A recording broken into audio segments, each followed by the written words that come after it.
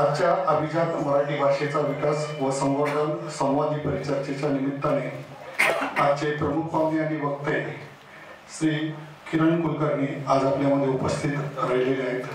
त्यांना मी विनंती करतो की आमचे कार्यवाह ॲडव्होकेट सुरेश भेटेवरा यांनी त्यांना मंचावर घेऊन यावं। तसेच प्रतिष्ठानचे अध्यक्ष ज्येष्ठ साहित्यिक श्री वसंत आबाजी ढाके सर यांनी सुद्धा व्यासपीठावर यावं। तसेच श्री आनंद अवधानी यांनाही मी नम्र विनंती करतो की त्यांनीही व्यासपीठावर यावं। नमस्कार।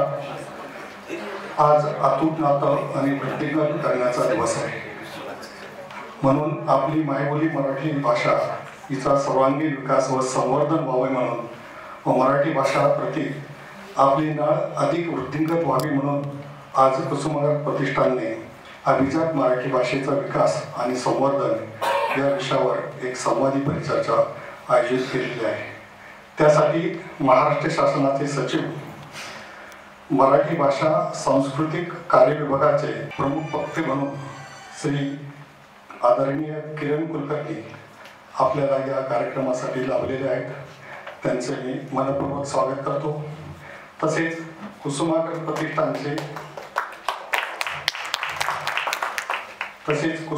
प्रतिष्ठानचे ज्येष्ठ साहित्यिक आदरणीय श्री वसंत आबाजी ढाके हे या कार्यक्रमाचे अध्यक्ष म्हणून आपल्याला लाभले, त्यांचेही मी मनपूर्वक स्वागत करतो। तसेच या परिचर्चेचे जे एक संकल्पना आहे त्यासाठी उपस्थित असलेले श्री आनंद अवधानी यांचे सुद्धा मी मनापासून स्वागत करतो। तसेच आपण सर्व क्षेत्रातील, शैक्षणिक क्षेत्रातील, साहित्यिक क्षेत्रातील, पत्रकारिता क्षेत्रातील सर्व आपण मान्यवर उपस्थित राहिला आपलेही मनापासून स्वागत करतो। आजच्या कार्यक्रमाची जी काही संकल्पना आहे त्या संकल्पना आणि या आजच्या पाहुण्यांचा परिचय श्री किरण कुलकर्णी यांचा परिचय थोडक्यात कुसुमाग्रज प्रतिष्ठानचे कार्यवाह ॲडव्होकेट श्री सुरेश भेटेवरा यांनी करावा असे मी त्यांना नम्र विनंती करतो।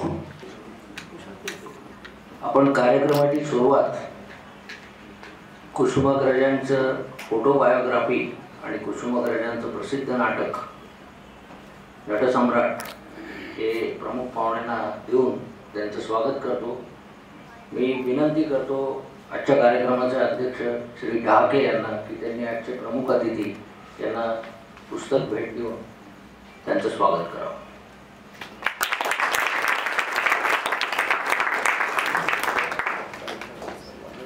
जी संकल्पना आहे त्या संकल्पनेच्या मूर्त स्वरूप आणण्यासाठी आपले कुसुमाग्रज प्रतिष्ठानचे कार्यवाह ॲडव्होकेट सुरेश भेटेवरा यांना मी नम्र विनंती करतो श्री आनंद अवधानी यांचं त्यांनी स्वागत करावं।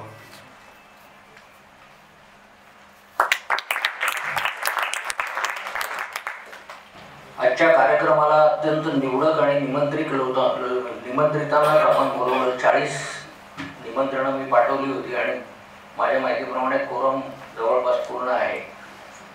तर आजच्या या संवादी परिचर्चेच्या कार्यक्रमाचे प्रमुख अतिथी आणि वक्ते, मुख्य वक्ते महाराष्ट्र राज्याच्या मराठी भाषा आणि सांस्कृतिक कार्य विभागाचे सचिव श्री किरण कुलकर्णी, कुसुमाग्रज प्रतिष्ठानचे अध्यक्ष श्री वसंत आबाजी ढाके, व्यासपीठावर उपस्थित असलेले आमचे मित्र आनंद अवधानी, निमंत्रित सर्वच मान्यवर, आता नाव काही घेत नाही मी, आणि उपस्थित विश्वस्त त्याचप्रमाणे पदाधिकारी कुसुमाग्रज प्रतिष्ठानचे।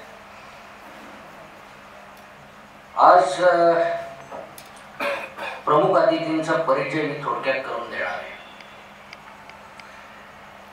आपल्याला त्यांची ओळख जी आहे ती प्रशासकीय अधिकारी या नात्याने, म्हणजे ते सांस्कृतिक कार्य आणि मराठी भाषा विभागाचे सचिव आहेत ही कल्पना सर्वांना आहेच, पण या विभागाचा कार्यभार त्यांनी मला वाटतं या वर्षाच्या सुरुवातीला घेतला आणि अगदी मला वाटतं 8 दिवसापूर्वी सांस्कृतिक कार्य याही विभागाचा नवा कार्यभार त्यांच्या हाती आलेला आहे। त्यांची बॅकग्राऊंड थोडी तुम्हाला सांगितली पाहिजे.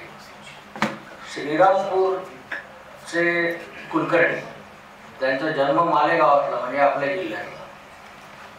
आता यांचे वडील हे भाऊसाहेब खांडेकर म्हणजे वि स खांडेकरांचे शिष्य, आणि वि स खांडेकरांनी त्यांच्या शिष्यांना सांगितलं होतं की तुम्हाला आयुष्यात निष्कलंक आयुष्य जगायचं असेल, सन्मानाने जगायचं असेल तर एक तर शिक्षक व्हा, नाही तर ग्रंथपाल व्हा. यांचे पिताजी हरिभाऊ कुलकर्णी यांनी भाऊसाहेब खांडेकरांची आज्ञा शिरसावंद मानून आयुष्यभर ते ग्रंथपाल झाले. आणि श्रीरामपूरचं जे प्रसिद्ध लोकमान्य टिळक वाचनालय आहे ते अत्यंत अशा उत्तम स्थितीमध्ये आणून त्यांनी त्याची ग्रंथपाल म्हणूनही सेवा केली आणि ते वाचनालय त्यांनी उभं केलं. हे कुटुंब अशा प्रकारचं कुटुंब आहे की भाऊसाहेब खांडेकर आणि कुसुमाग्रज हे जसं काही त्यांचे नातेवाईक असावेत अशा पद्धतीने सगळ्या कुटुंबाचा व्यवहार त्यांचा चाललेला आहे. म्हणजे भाऊसाहेब खांडेकर गेल्यानंतर आपल्याकडे बरेच विधी वगैरे करतात लोक, म्हणजे 13वा करतात, 12वा करतात. यांच्या पिताजींनी दलित वस्तीमध्ये जाऊन खांडेकरांचं रोज एक प्रकरण लोकांना वाचून दाखवायला सुरुवात केली. तिथे 50 श्रोते सुरुवातीला असतील, ती संख्या 12व्या दिवशी 5000 पर्यंत गेली. आणि ते पुस्तकाचं नाव होतं ययाती. तर हे वाचन, लेखन, संस्कृती जी आपण ज्याला म्हणतो त्याचा जन्म त्यांच्या घरापासूनच झालेला आहे. तर असं या घरातून संस्कार मिळालेले कुलकर्णी होते. अमरावतीत त्यांनी काम केलं. बाकीचं तर त्यांच्या बोलण्यातून अधिक परिचय त्यांचा होईलच तुम्हाला. पण त्यांचा व्यक्तिगत जो काही परिचय आहे तो थोडक्यात मी तुम्हाला सांगणार आहे की ते स्वतः एक प्रतिभावंत लेखक आहेत, कवी आहेत, नाटककार आहेत, संशोधक आहेत आणि उत्तम वक्तेही आहेत. आजवर त्यांची 18 पुस्तकं प्रकाशित झाली आहेत. अनेक लेख वेगवेगळ्या वर्तमानपत्रात प्रकाशित झालेले आहेत. ललित साहित्य, कथा, कविता, पटकथा, नाटक असे सर्व साहित्यातले लेखन प्रकार त्यांनी हाताळले आहेत. भारतीय शास्त्रीय आणि सुगम संगीताविषयी पण त्यांना विशेष आस्था आहे. आणि महाविद्यालयीन काळापासून सूत्रसंचालन, डिबेटिंग, त्याच्यानंतर उत्कृष्ट मुलाखतकार म्हणून त्यांनी लौकिक तेव्हापासून मिळवलेला आहे. तर अशा बहुप्रतिभावान लेखक आज आपल्यामध्ये आहे उपस्थित. आणि योगायोगाने आता अभिजात दर्जा मराठी भाषेला मिळून आता जवळपास वर्ष पूर्ण होईल. तर त्या निमित्ताने हा संवादी परिचर्चा ठेवण्याचा उद्देश प्रतिष्ठानचा असा होता की मराठी भाषेचा विकास आणि संवर्धनाकरता महाराष्ट्र शासनाच्या काय योजना आहेत, काय कल्पना आहेत ते आपण सुरुवातीला कुलकर्णी साहेबांकडून समजावून घेऊ. आणि त्याच्यानंतर आपल्याला काही सूचना करायच्या असतील त्यांना, किंवा आपल्याला काही प्रश्न विचारायचे असतील महाराष्ट्र शासनाच्या एकूणच प्रयोगाबद्दल, तर त्या विषयावर खुली चर्चा व्हावी. आणि त्याच्यात खूप लोकांना जर आपण बोलवलं तर मग बोलता येत नाही, लोकांना प्रश्न विचारता येत नाही आणि कार्यक्रमाचं स्वरूप जरासं विचित्र होऊन जातं. म्हणून मर्यादित असे त्याच्यामध्ये सर्व मान्यवर पत्रकार आहेत, त्याच्यानंतर वेगवेगळ्या क्षेत्रात काम करणारे लोक आहेत, आमचे प्रतिष्ठानचे माजी पदाधिकारी, विद्यमान पदाधिकारी आहेत, मराठी भाषा विषयाबद्दल प्रेम असलेले आणि काही मराठीचे प्राध्यापकही या ठिकाणी आहेत. सर्वांना विनंती आहे, सुरुवातीला आपण किरण कुलकर्णींचं भाषण ऐकून झाल्यानंतर प्रश्नोत्तराच्या कार्यक्रमाला सुरुवात करणार आहोत. त्याच्या अगोदर कुसुमाग्रज प्रतिष्ठानने जो एक कार्यक्रम योजलेला आहे भविष्य काळामध्ये, तो आहे कुसुमाग्रज वाचन अभियान.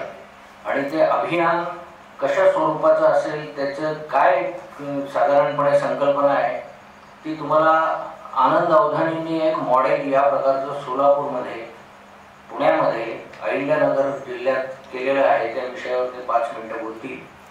मी फार मोठं प्रास्ताविक आज करणार नाही, कारण कुसुमाग्रज प्रतिष्ठान संस्था काय आहे, त्याचे कार्यक्रम कुठले वर्षभर चालतात हे आपल्या सर्वांना माहिती आहे. आणि आजच्या पाहुण्यांना ते ऐकवण्यासाठी मी एक त्याचं टिपण तयार केलं आणि आधीच त्यांच्याकडे देऊन टाकलं. त्याच्यामुळे त्या विषयावर मी आज काही बोलणार नाही. आणि पुन्हा एकदा स्वागत करतो. आणि एक उल्लेख माझ्याकडून करायचा राहिला आहे तो म्हणजे सौभाग्यवती कुलकर्णी आपल्या तिथे हजर आहे, तर त्यांचंही मी प्रतिष्ठानच्या वतीने मनापासून स्वागत करतो आणि इथे थांबतो. धन्यवाद. ज्येष्ठ साहित्यिका प्रभाताई गणोरकरही उपस्थित आहेत, त्यांचे मी मनपूर्वक स्वागत करतो. तसेच या कार्यक्रमाची जी काही संकल्पना आहे त्या संकल्पनेविषयी थोडक्यात मनोगत श्री आनंद अवधानी करतील. मी त्यांना विनंती करतो की त्यांनी आपलं मनोगत व्यक्त करावं. नमस्कार. व्यासपीठावरचे मान्यवर आणि सभागृहातले सगळेच मान्यवर. नॉर्मली कार्यक्रमांना असं असतं की पहिल्या रांगेत मान्यवर असतात आणि पाठीमागे श्रोते असतात. आता मला शेवटच्या रांगेपर्यंत मान्यवर दिसत आहेत आणि मी काही लोकांचा उल्लेख केला तर मग अशी सारखं अनावधानाने एक एक नाव ऍड करत जायला लागेल मला त्याच्यामध्ये. कार्यक्रम हा नेहमीच्या कार्यक्रमापेक्षा खूप वेगळा कार्यक्रम आहे. नॉर्मली काय होतं की जाहीर कार्यक्रम असतात, स्टेजवरचे वक्ते बोलतात आणि श्रोते प्रेक्षक ऐकतात, ते फक्त ऐकण्यासाठी आलेले असतात. इथे ह्या सगळ्यांचा सहभाग अपेक्षित असल्यामुळे अगदी थोडक्यामध्ये मी संकल्पना म्हणतो जिथून गेले 2-3 महिने आम्ही विचार करतोय आणि ह्या पॉईंटपर्यंत आलो. थोडं व्यापक पद्धतीने बोलायचं झालं तर मराठी साहित्य, मराठी संस्कृती, वाचन, चांगलं मराठी नाटक, चांगली कविता, ह्या सगळ्या गोष्टी ज्या विकसित झाल्या आपल्याकडे, ज्याच्यावर आपल्या सगळ्यांचा पिंड पोचला, तो साधारण 90च्या आधीचा काळ होता की ज्यावेळेला एक वेगळी अर्थव्यवस्था देशामध्ये होती आणि त्याच्यामध्ये आर्थिक, सामाजिक आणि सांस्कृतिक एक वीण तयार झाली होती. ती कदाचित एक 40, 50, 60च्या दशकात तयार झाली आणि त्याच्यावर आपण सगळेजण पोचले गेलो. 90-95 नंतर सबंध अर्थव्यवस्था बदलली आणि त्याचे परिणाम गेले मला वाटतं 7-8 वर्ष आपल्याला सगळ्यांना जास्त तीव्रपणाने दिसायला लागले. 25-1 वर्ष त्याला झाल्यानंतर आणि ज्या वेगाने अर्थकारण बदललं तर त्याला सुसंगत सामाजिकता कशी असावी, सुसंगत साहित्य कसं असावं, साहित्यिक वातावरण कसं असावं, याचं अजून ताळमेळ बसलेला नाही. त्यामुळे सगळ्यांचे पाय जे आहेत ते 90च्या आधीच्या काळामध्ये आहेत आणि हात काही आकाशाला लागायला तयार नाहीत, नवीन आर्थिक योजनेमध्ये यायला तयार नाहीत. जे सुरेश भट म्हणतात तसे मला धरा न धार्जिणे, मला न व्योम धार्जिणे, अजून मी अधांतरी, अजून मी अधांतरी. हे अशा लटकलेल्या अवस्थेत मला वाटतं आपण सगळेजण आहोत, जे ज्याला प्रामाणिकपणे पत्रकारिता करायची आहे, ज्याला एक लेखक म्हणून चांगलं काम करायचं आहे, ज्याला प्रकाशन संस्था चालवायची आहे, ज्याला एखादी साहित्य संस्था चालवायची आहे, तर ही सगळी मंडळी जी आहेत या सगळ्यांना आजच्या काळामध्ये एकाकीपण वाटतं.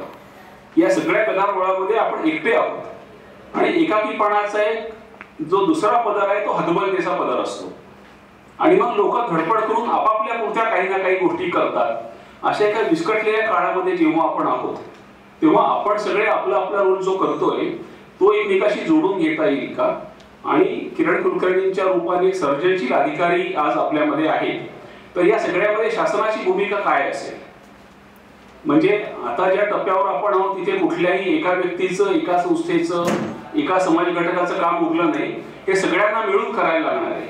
म्हणजे काय हे शोधायचं मला वाटतं आज आपण सगळे मिळून प्रयत्न करणार आहोत. आपल्यापैकी एखाद्याला उत्तर माहिती असतं तर आजच्या पद्धतीने त्याचा व्हॉट्सअप ग्रुपवरून सगळ्यांना कळवून टाकलं असतं, पण कुणालाच उत्तर माहिती नसलेले आपण सगळेजण आहोत. त्यामुळे एका शोधाच्या दिशेने आज चर्चा जावी असं वाटतं. अशा प्रकारचा प्रयोग वर्षभरापूर्वी अशी चर्चा करून सोलापूरमध्ये आम्ही केला. तर सोलापूरमध्ये करताना पहिल्यांदा तिथे मी असं म्हणलं होतं की गेल्या 25 वर्षात सोलापूरमध्ये काय काय बदललं. तर पूर्वी नव्हत्या त्या मोठ्या इमारती आल्या, जागतिक ब्रँडच्या गाड्या आल्या, मॅकडोनाल्ड सारखी पूर्वी ब्रँडही आपल्याला माहिती नव्हते तशी अनेक रेस्टॉरंट झाली. पण त्या तुलनेमध्ये पुस्तकांची दुकानं किती वाढली, ग्रंथालये किती वाढली, वाचणाऱ्या लोकांची मंडळं किती वाढली, व्यासंग करणारे शिक्षक प्राध्यापकांमध्ये किती भर पडली. तर त्याचं उत्तर आपल्याला काही समाधानकारक मिळत नाही. याच्यासाठी एक वाचनारी परिसंस्था, वाचनाची परिसंस्था म्हणजे ज्याला इकोसिस्टीम म्हणतो आपण विज्ञानाच्या भाषेमध्ये, ती एखाद्या शहराची उभी करता येऊ शकते का? तर प्रिसिजन नावाचं एक फाउंडेशन सोलापूरमध्ये काम करतं. तर त्यांच्याबरोबर मागच्या वर्षी आषाढ महिन्यामध्ये म्हणजे आषाढस्य प्रथम दिवसे असा पहिला कार्यक्रम झाला म्हणून माझ्या ते लक्षात आहे. तर प्रिसिजन वाचन अभियान म्हणून सुरू केलं तिथे आणि त्यात असं केलं की दर महिन्याच्या पहिल्या शनिवारी एक साहित्यिक कार्यक्रम करायचा, काही असो तो दर महिन्याला पहिल्या शनिवारी होत राहील. दुसरी गोष्ट, गावामध्ये प्रत्येक घरांमध्ये संपर्क व्हावा.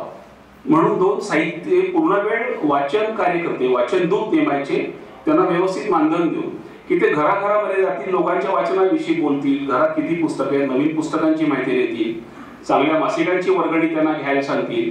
अशा प्रकारची दुसरी गोष्ट होती. आणि ह्याच्यामधनं आपल्याला टप्प्याटप्प्याने 1000 वाचती घरं शहरात तयार करता येतील का? सोलापूरची जर ओळख आजपर्यंत चादरीचं शहर अशी आहे, तर राज्यामधलं पहिलं वाचणारं शहर असं करता येईल का? ज्या पद्धतीने महाराष्ट्र शासनाने महाबळेश्वर जवळ गिलारला एक पुस्तकांचं गाव केलं, तसं वाचणाऱ्यांचं गाव करू शकू का आपण? असा तो प्रयत्न सुरू केला. आमचा युनिक पिक्चरचा सहभाग होता, पण मुख्यतः प्रिसिजन फाउंडेशनच्या पुढाकारांनी आणि त्यांनी ते चालू केलं. तर पहिला जो कार्यक्रम होता, प्रसाद नित्य नावाचे फारसे प्रसिद्ध नसलेले वक्ते होते, तो 200 लोकांचा हॉल होता. तो पूर्ण भरून लोक उभे राहिले, म्हणजे 250-300 लोक आले. त्यामुळे उत्साह वाढला आमचा. मग दुसऱ्या कार्यक्रमापासून निर्मल कुमार फडकुले सभागृह, आपल्यापैकी अनेकांना माहिती असेल की 300-350 पर्यंत त्याची कॅपॅसिटी आहे, पण दर महिन्याला ते पूर्ण भरतं आणि भरपूर लोक येतात. मग पहिले 3 महिने जेव्हा त्याला चांगला प्रतिसाद आला, तेव्हा आम्ही कल्पना काढली की तिथे साधारण सभेसारखं रूप होत आहे. म्हणजे आलेला जो लेखक आहे त्याची प्रकट मुलाखत आणि थोडी प्रश्नोत्तर, पण प्रत्येक जण वाचणारा आहे तर त्यालाही बोलता आलं पाहिजे. म्हणून वाचन कट्टा नावाची एक संकल्पना काढली की दर महिन्याच्या पहिल्या शनिवारी 6:25 ला कार्यक्रम सुरू होतो. म्हणजे अक्षरशः त्या क्षणाला तो सुरू होतो आणि पुढे 2 तास चालतो. त्याच्या आधी 5:15 ला वाचन कट्टा आहे. 5:15 ते 6:15 लोक असे गोळ करून बसतात आणि त्यालाही 30-40 लोक येतात. आणि मग नवीन पुस्तक कुठलं वाचलं, कुठल्या पुस्तकाविषयी वाचलं पासून त्या दिवशीचा एखादा अग्रलेख असतो वर्तमानपत्रातला की ज्याच्यावर चर्चा व्हायला पाहिजे, ती चर्चा करतात. तर त्यालाही गेले 8 महिने चांगला प्रतिसाद आहे.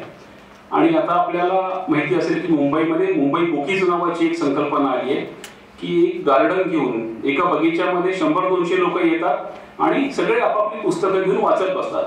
तर ती संकल्पना घेऊन रविवारी सकाळी एका बगीच्यामध्ये तिथे 50-100 लोक येतात आणि वाचनाविषयी बोलतात किंवा आपली आपली पुस्तकं आणून वाचतात. तर अशा स्वरूपाचं काही आपण नाशिक शहरामध्ये कुसुमाग्रज वाचन अभियान ह्या दृष्टीने करू शकू का, यासाठी आपण सगळेजण आज एकमेकांशी बोलू शकतो. आणि या सगळ्या प्रयत्नांमध्ये महाराष्ट्र शासन कशा पद्धतीने असू शकेल याच्या बाबतीत अर्थातच किरण कुलकर्णी याच्यामध्ये सहभागी होती. याच्यातला दुसरा आणखी एक भाग जो आहे की जो भटेवराजींनी आता उल्लेख केला की जिथे आपल्याला प्रतिष्ठानच्या वतीने नाशिकमध्ये आपण सुरू करतोय, ते आहे आम्ही युनिक फीचर्स कडनं गेली 13 वर्ष पासवर्ड वाचन अभियान नावाचे एक वाचन महाराष्ट्रामध्ये राबवतो. साधारण 20,000 मुलांबरोबर दरवर्षी. हा उपक्रम आहे 5वी ते 10वीच्या मुलांचं मराठी वाचनाची त्यांना गोडी लागावी. म्हणजे आधी गोडी लागते, नंतर हळूहळू त्याचं सवयीमध्ये रूपांतर होण्याची आपण अपेक्षा करतो. तर ते आम्ही अनेक जिल्ह्यांमध्ये करतो आणि त्याचं स्वरूप असं की पासवर्ड नावाचा अंक वर्षातून 3दा प्रकाशित होतो युनिक फीचर्स कडनं. आणि शाळांमध्ये जाऊन मुलांना तो सांगण्याची एक पूर्ण नवीन टीम, नवीन पद्धत आम्ही डेव्हलप केली आहे. कारण शाळांमध्ये काय करतात की उपदेशात्मक बोलतात खूप, म्हणजे जिद्द बाळगा, म्हणजे आपण कुणाला बाळगायचं शेवटपर्यंत कळत नाही. हळूहळू त्याचं एक नकारात्मक रूपांतर येतं की खूप हे करताय, सक्ती करताय मुलांवर तुम्ही. पण वाचनातला आनंद सांगणं, वाचनातली मजा सांगणं, मुलांचे जे रोल मॉडेल आहेत ते वाचनानेच कसे मोठे झाले हे सांगत सांगत ते अंक आम्ही मुलांना देतो. त्याच्यावर आधारित निबंध स्पर्धा असते आणि विषय असा असतो की प्रत्येक मुलाला ते लिहावं लागेल, ते वाचावं लागेल मासिक तो निबंध लिहिण्यासाठी.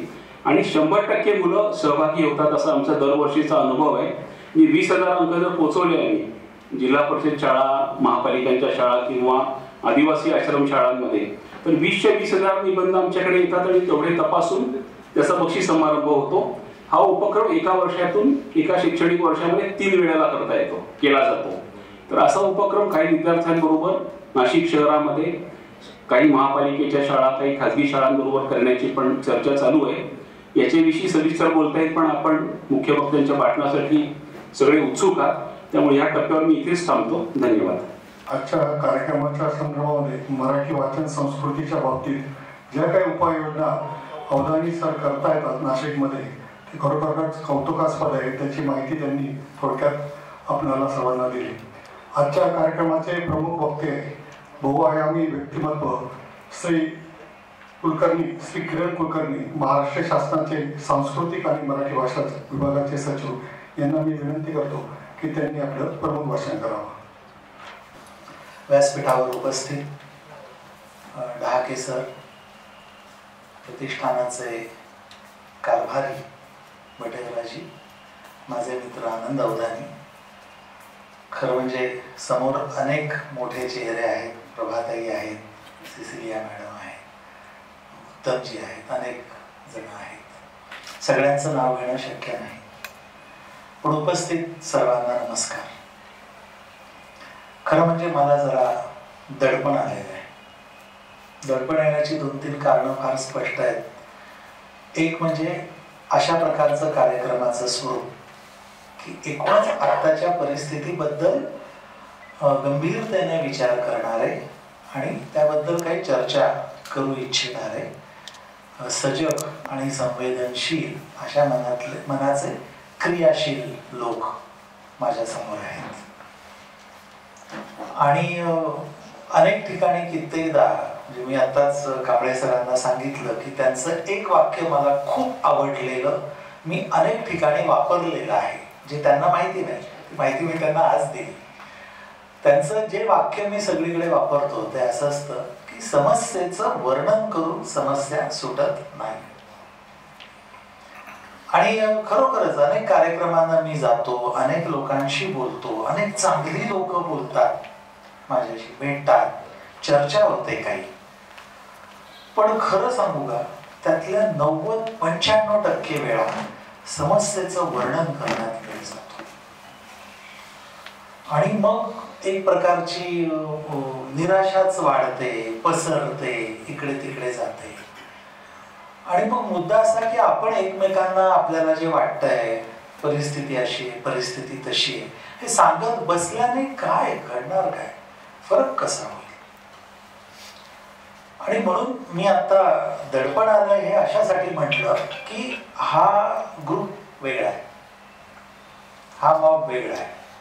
आणि म्हणून इथे आपण भूतकाळाकडे तोंड न करता वर्तमान काळात पाय रोवून भविष्य काळाकडे तोंड ठेवणार आहोत आणि त्याबद्दल बोलणार आहोत अशी माझी समजूत आहे. कारण अनेक कार्यक्रमांमध्ये मराठी भाषेबद्दल बोलायचं म्हणजे त्याच्या उज्ज्वल भूतकाळाचं कौतुक करायचं, प्रशंसा करायची, अस्मिता स्वतःची कशी आणखी टोकदार होईल, कसा आपल्याला मोराल वाढेल भाषेबद्दलचं, असं बोलण्यात खूप लोक वेळ वाया घालवतात असं माझं मत आहे. मी तर आता काही लोकांना सांगायला सुरुवात केली जे भेटायला येतात की ते मला सांगू नका, आपण आता काय करायचं, पुढे काय करायचं याबद्दल बोलूया. आणि खरोखरच सांगतो, मला या प्रतिष्ठानकडून, या कार्यक्रमाकडून ती अपेक्षा आहे. कारण मी तुमच्याकडे आलेलो आहे तो मी मार्गदर्शन घेण्यासाठी आलेलो आहे. पुढे नक्की काय करायला पाहिजे, कसं करायला पाहिजे. आणि हे महत्वाचं का आहे तर गव्हर्नमेंटमध्ये महत्वाच्या पदावर बसून काहीतरी आपल्याला नवीन करता येईल, दिशा देण्याचा प्रयत्न करता येईल. तो प्रयत्न यशस्वी होईल किंवा फसेल किंवा अर्धवट यशस्वी होईल, what ever it may be, पण तो प्रयत्न तर आपण सगळे मिळून करणार आहोत यात तर काही शंका नाही. ते करताना मला नेहमी असं एक व्यक्ती म्हणून वाटत आलं की मला स्वतःच्या ज्या काही मर्यादा असतील, व्यक्तिमत्वाच्या, माझ्या अनुभवाच्या, माझ्या अपब्रिंगिंगच्या, माझ्या ज्या मर्यादा असतील त्या मर्यादा ती दिशा ठरवण्याला पडू नयेत. आणि याच्यासाठी आपल्या सर्वांची मदत आणि इनपुट हे मला फार आवश्यक वाटतं. सरकारी पद्धतीमध्ये इनपुट घेण्याच्या पद्धती पण ठरलेल्या असतात. त्या आपल्यालाही कल्पना असेल की एक सभा आयोजित केली जाते, त्याचं निमंत्रण सामान्यतः 1 किंवा 2 दिवस आधी असं थोडक्यात दिलं जातं. आणि मग तिथं आल्यावर उपस्थितांचं चहा पाणी होतं, ठराविक लोक काहीतरी बोलतात आणि मग सरकारी रेकॉर्डला नोंद होते की कन्सल्टेशन झालेलं आहे. असं घडतं खरं. आणि कागदोपत्री नोंद ही सरकारला महत्वाची असल्यामुळे, आमच्यासारख्या सरकारी अधिकाऱ्यांना, कर्मचाऱ्यांना महत्वाची असल्यामुळे आम्ही ती नोंद एकदा फाईलला लावली की कन्सल्टेशन झालं. मला असं वाटतं की या विषयाबद्दल म्हणजे मराठी भाषा आणि आता तर सांस्कृतिक कार्य त्याच्या जोडीला, या सगळ्याबद्दल जाणत्या लोकांनी एकमेकांशी औपचारिक आणि अनौपचारिकरित्या खूप काही बोलत राहिलं पाहिजे. आणि ते बोलत राहणं मी मगा म्हटलं तसं समस्येची मांडणी करणारच फक्त आहे असं नसून उपायांबद्दल, पर्यायांबद्दल हे बोलणं झालं पाहिजे. अन्यथा मला जे चित्र दिसतंय ते काही तितकंसं सुखावह नाही. हे आपण स्पष्टपणे एकदा आपल्यात मान्य करूयात. म्हणजे मी आत्ताच कुणातरी सांगत होतो की एखाद्या ग्रंथालयामध्ये गेल्यावर 10 वर्षापूर्वी मी त्या ग्रंथालयात गेलेलो असताना मी जे चित्र पाहिलेलं असतं त्याच्यापेक्षा आजचं चित्र वेगळं असतं. तर वेगळा हा शब्द पुन्हा गुळगुळीत झाला, पण बिघडलेलं असतं. वाचकांची संख्या कमी झालेली असते, बिल्डिंगची अवस्था खराब झालेली असते आणि लोकांचा निरुत्साह वाढलेला असतो. म्हणजे बोलायचं नाही, पण फक्त हेच बोललो तर मग उत्साह कसा टिकणार, असा हा पेच आहे काहीतरी. मग त्या ग्रंथालयातली लोक मला हेच उदाहरणं सांगतात की आम्ही कसे उपक्रम करतो. ते काही फार व्हायला लागले असं मला वाटतं की आम्ही उपक्रमांबद्दल खूप बोलायला लागलो आणि मग त्या उपक्रमांच्या प्रेमात असतो आपण. उपक्रम हा उपक्रम असतो, उपक्रम हे धोरण नाही होत. उपक्रम हा दृष्टिकोन नाही असू शकत. दृष्टिकोन, धोरण या उतरंडीमधला उपक्रम हा एक महत्वाचा पण तळातला पार्ट आहे. पण खूप जण मला असं दिसलेलं आहे की त्या उपक्रमांच्या प्रेमात पडलेले असतात. जसं तेंडुलकरांचं एक वाक्य आहे, जसं कांबळे साहेबांचं वाक्य मी अनेक ठिकाणी वापरतो, तसं हे वाक्य मी अनेक ठिकाणी वापरलेलं आहे आणि मी आवर्जून सांगतो की स्वतःच्या कामावर प्रेम करण्यापेक्षा कामातल्या स्वतःवरती प्रेम जास्त केलं जातं. आणि असं एकदा सुरुवात झाली की मग मी काम करतो याचा एक फार अभिमान आणि आनंद, आणि मग त्यातच गुंडाळला जातो माणूस. म्हणून आपल्या उपक्रमांचं कौतुक, आपल्या उपक्रमांबद्दलचा आग्रह हा इतका टोकाला जातो की बाकी काहीच बोलणं होत नाही. मला वाटतं आपल्या सगळ्यांनीच आता या सगळ्याच्या पलीकडे जायचं आहे. म्हणून मी समस्येचं वर्णन आता करत बसत नाही. आपल्या सर्वांना परिस्थिती माहिती आहे. मुद्दा आहे तो पुढे काय. हॅव्हिंग सेड दिस, सध्या मराठी भाषा विभाग, मी आता सांस्कृतिक कार्य विभागाबद्दल इथे बोलत नाही कारण तो आत्ता विषय नाही आणि मी नुकताच चार्ज घेतला, त्यामुळे मला त्या विभागाची जास्त अजून माहिती व्हायची आहे. त्यामुळे आपण मराठी भाषा याच्याबद्दल बोलूयात. आम्ही काय करायचं ठरवलेलं आहे त्याचा काही ढोबळ आराखडा तयार करण्याचं काम चालू आहे. मला रुजू होऊन फक्त 4-4.5 महिने झालेले असल्यामुळे अजून आराखडाच बनतो आहे. त्याच्यामध्ये काही ॲडिशन, डिलिशन, फरक होणार. शासनामध्ये राहून काम करताना ज्या मर्यादा असतात, ज्या अडचणी असतात त्या सगळ्या आहेतच. त्यांच्याबद्दल आनंद आहे. त्याच्या सकट काम करायचं आहे याची तयारी आहे. त्या दृष्टीनं टीम सुद्धा आता तयार होते आहे. त्यामुळं तो जो काही ढोबळ आयडियाज काही आहेत त्या मी आपल्या पुढे मांडतो की आम्ही हे ढोबळ मानाने करायचं ठरवलं आहे. आणखी काय आणि कसं करता येईल, त्याच्यामध्ये समाजाचा, प्रतिष्ठानसारख्या महाराष्ट्रभर पसरलेल्या चांगल्या संस्थांचा, चांगल्या लोकांचा सहभाग कसा घेता येईल, नेटवर्किंग कसं करता येईल याच्याबद्दलही आपल्याला बोलता येईल. तर मराठी भाषा विभागाने गेल्या 4 महिन्यात मी आल्यापासून आम्ही जे काही नियोजन सुरू केलंय पुढच्या कामाचं, त्याच्यामध्ये 2-3 गोष्टी होत्या. काही गोष्टी अगदी सत्य ज्या आहेत त्या सांगायला हरकत नाही. अभिजात भाषेचा दर्जा 3 ऑक्टोबर 2024ला मिळालेला. तो मिळाल्यानंतर जवळपास 5 महिन्यांनी 6 महिन्यांनी मला कार्यभार मिळाला. या 5-6 महिन्यात काय झालं याचा मी जेव्हा आढावा घेतला तेव्हा असं लक्षात आलं की अभिजात भाषा हा दर्जा मिळाल्याबद्दलचा खूप आनंद पूर्ण महाराष्ट्रभर, महाराष्ट्राच्या बाहेर असलेल्या मराठी भाषिकांमध्ये, भारताच्या बाहेर असलेल्या मराठी भाषिकांमध्ये असा सगळा आनंदी आनंदगडे असा सगळा पसरलेला. आणि त्याच्याबद्दल स्वतःची, कधी एकमेकांची, कधी आणखी कुणाची पाठ थोपट नाही, ही सगळी प्रोसेस होऊन गेली. पहिल्या 5-6 महिन्यात तो आनंद झाला. आता पुढे काय करायचं ही ती स्टेज होती आणि त्या स्टेजला मी कार्यभार घेतला. मी थोडा अभ्यास केला बरं का, नक्की काय आहे हे प्रकरण. अभिजात भाषांसाठीची ही केंद्र सरकारची एक योजना आहे.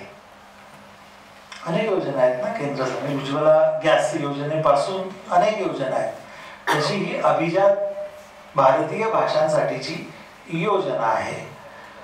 मराठीला अभिजात दर्जा मिळाला म्हणजे त्या योजनेत मराठीचा समावेश झाला. मराठीबरोबर आणखी 5 भाषांचा म्हणजे एकूण 6 भाषांचा त्या दिवशी 3 ऑक्टोबर 2024ला समावेश झाला. त्याच्या आधी 5 भाषा काही वर्ष अभिजात योजनेमध्ये समाविष्ट होत्या.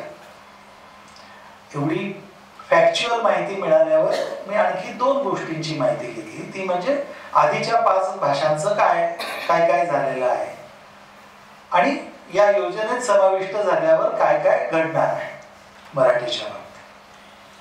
आधीच्या 5 भाषांचं जेव्हा प्रगती पुस्तक पाहिलं तेव्हा खरं म्हणजे असं लक्षात आलं की फारसं काही विशेष घडलेलं नाही.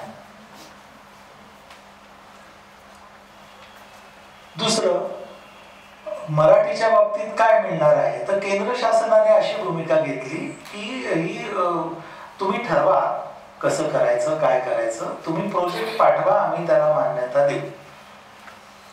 म्हणजे त्याला काही एक अमाऊंट ठरलेली आहे, काही स्वरूप ठरलेलं आहे, अमुक अमुक हे करायलाच पाहिजे प्रत्येक अभिजात भाषेनं असं काहीही प्रिस्क्रिप्शन नाही.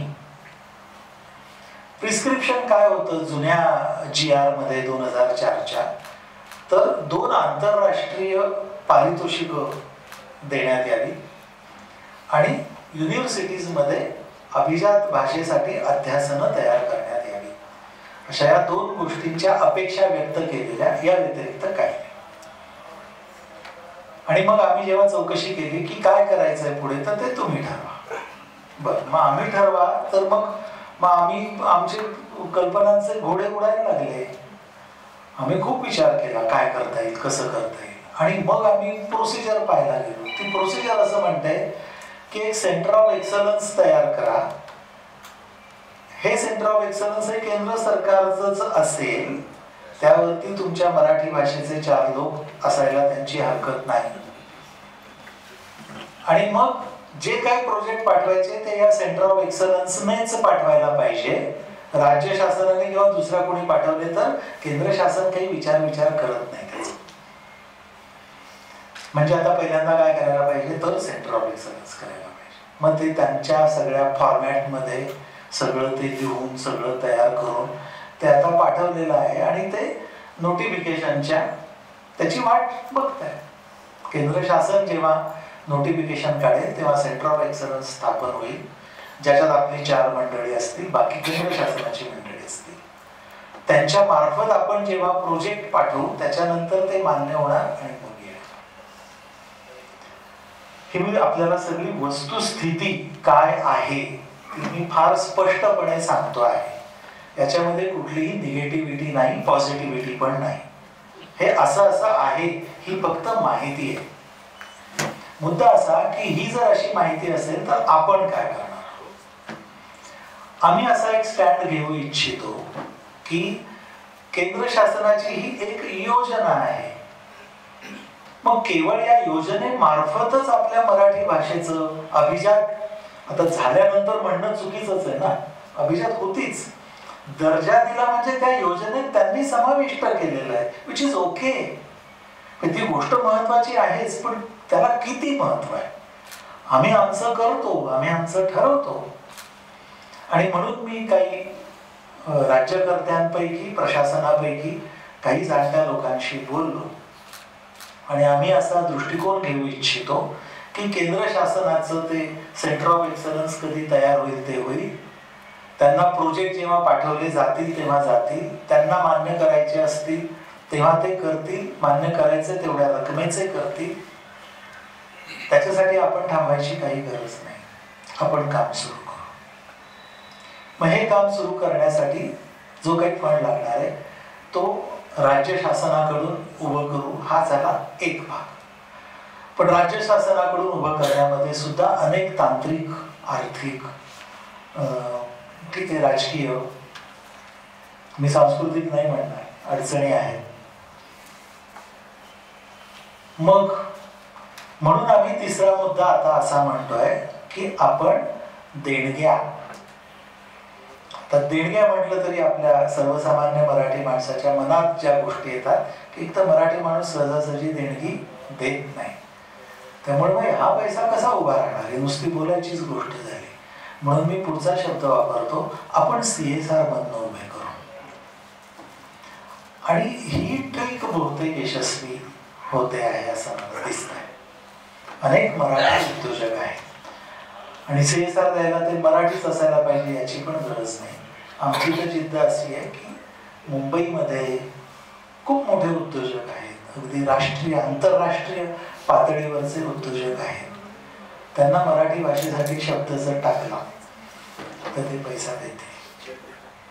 त्यामुळे फंड्सचा विषय या पद्धतीनं सोडवावा असं एक नियोजन आमच्या मनात आहे.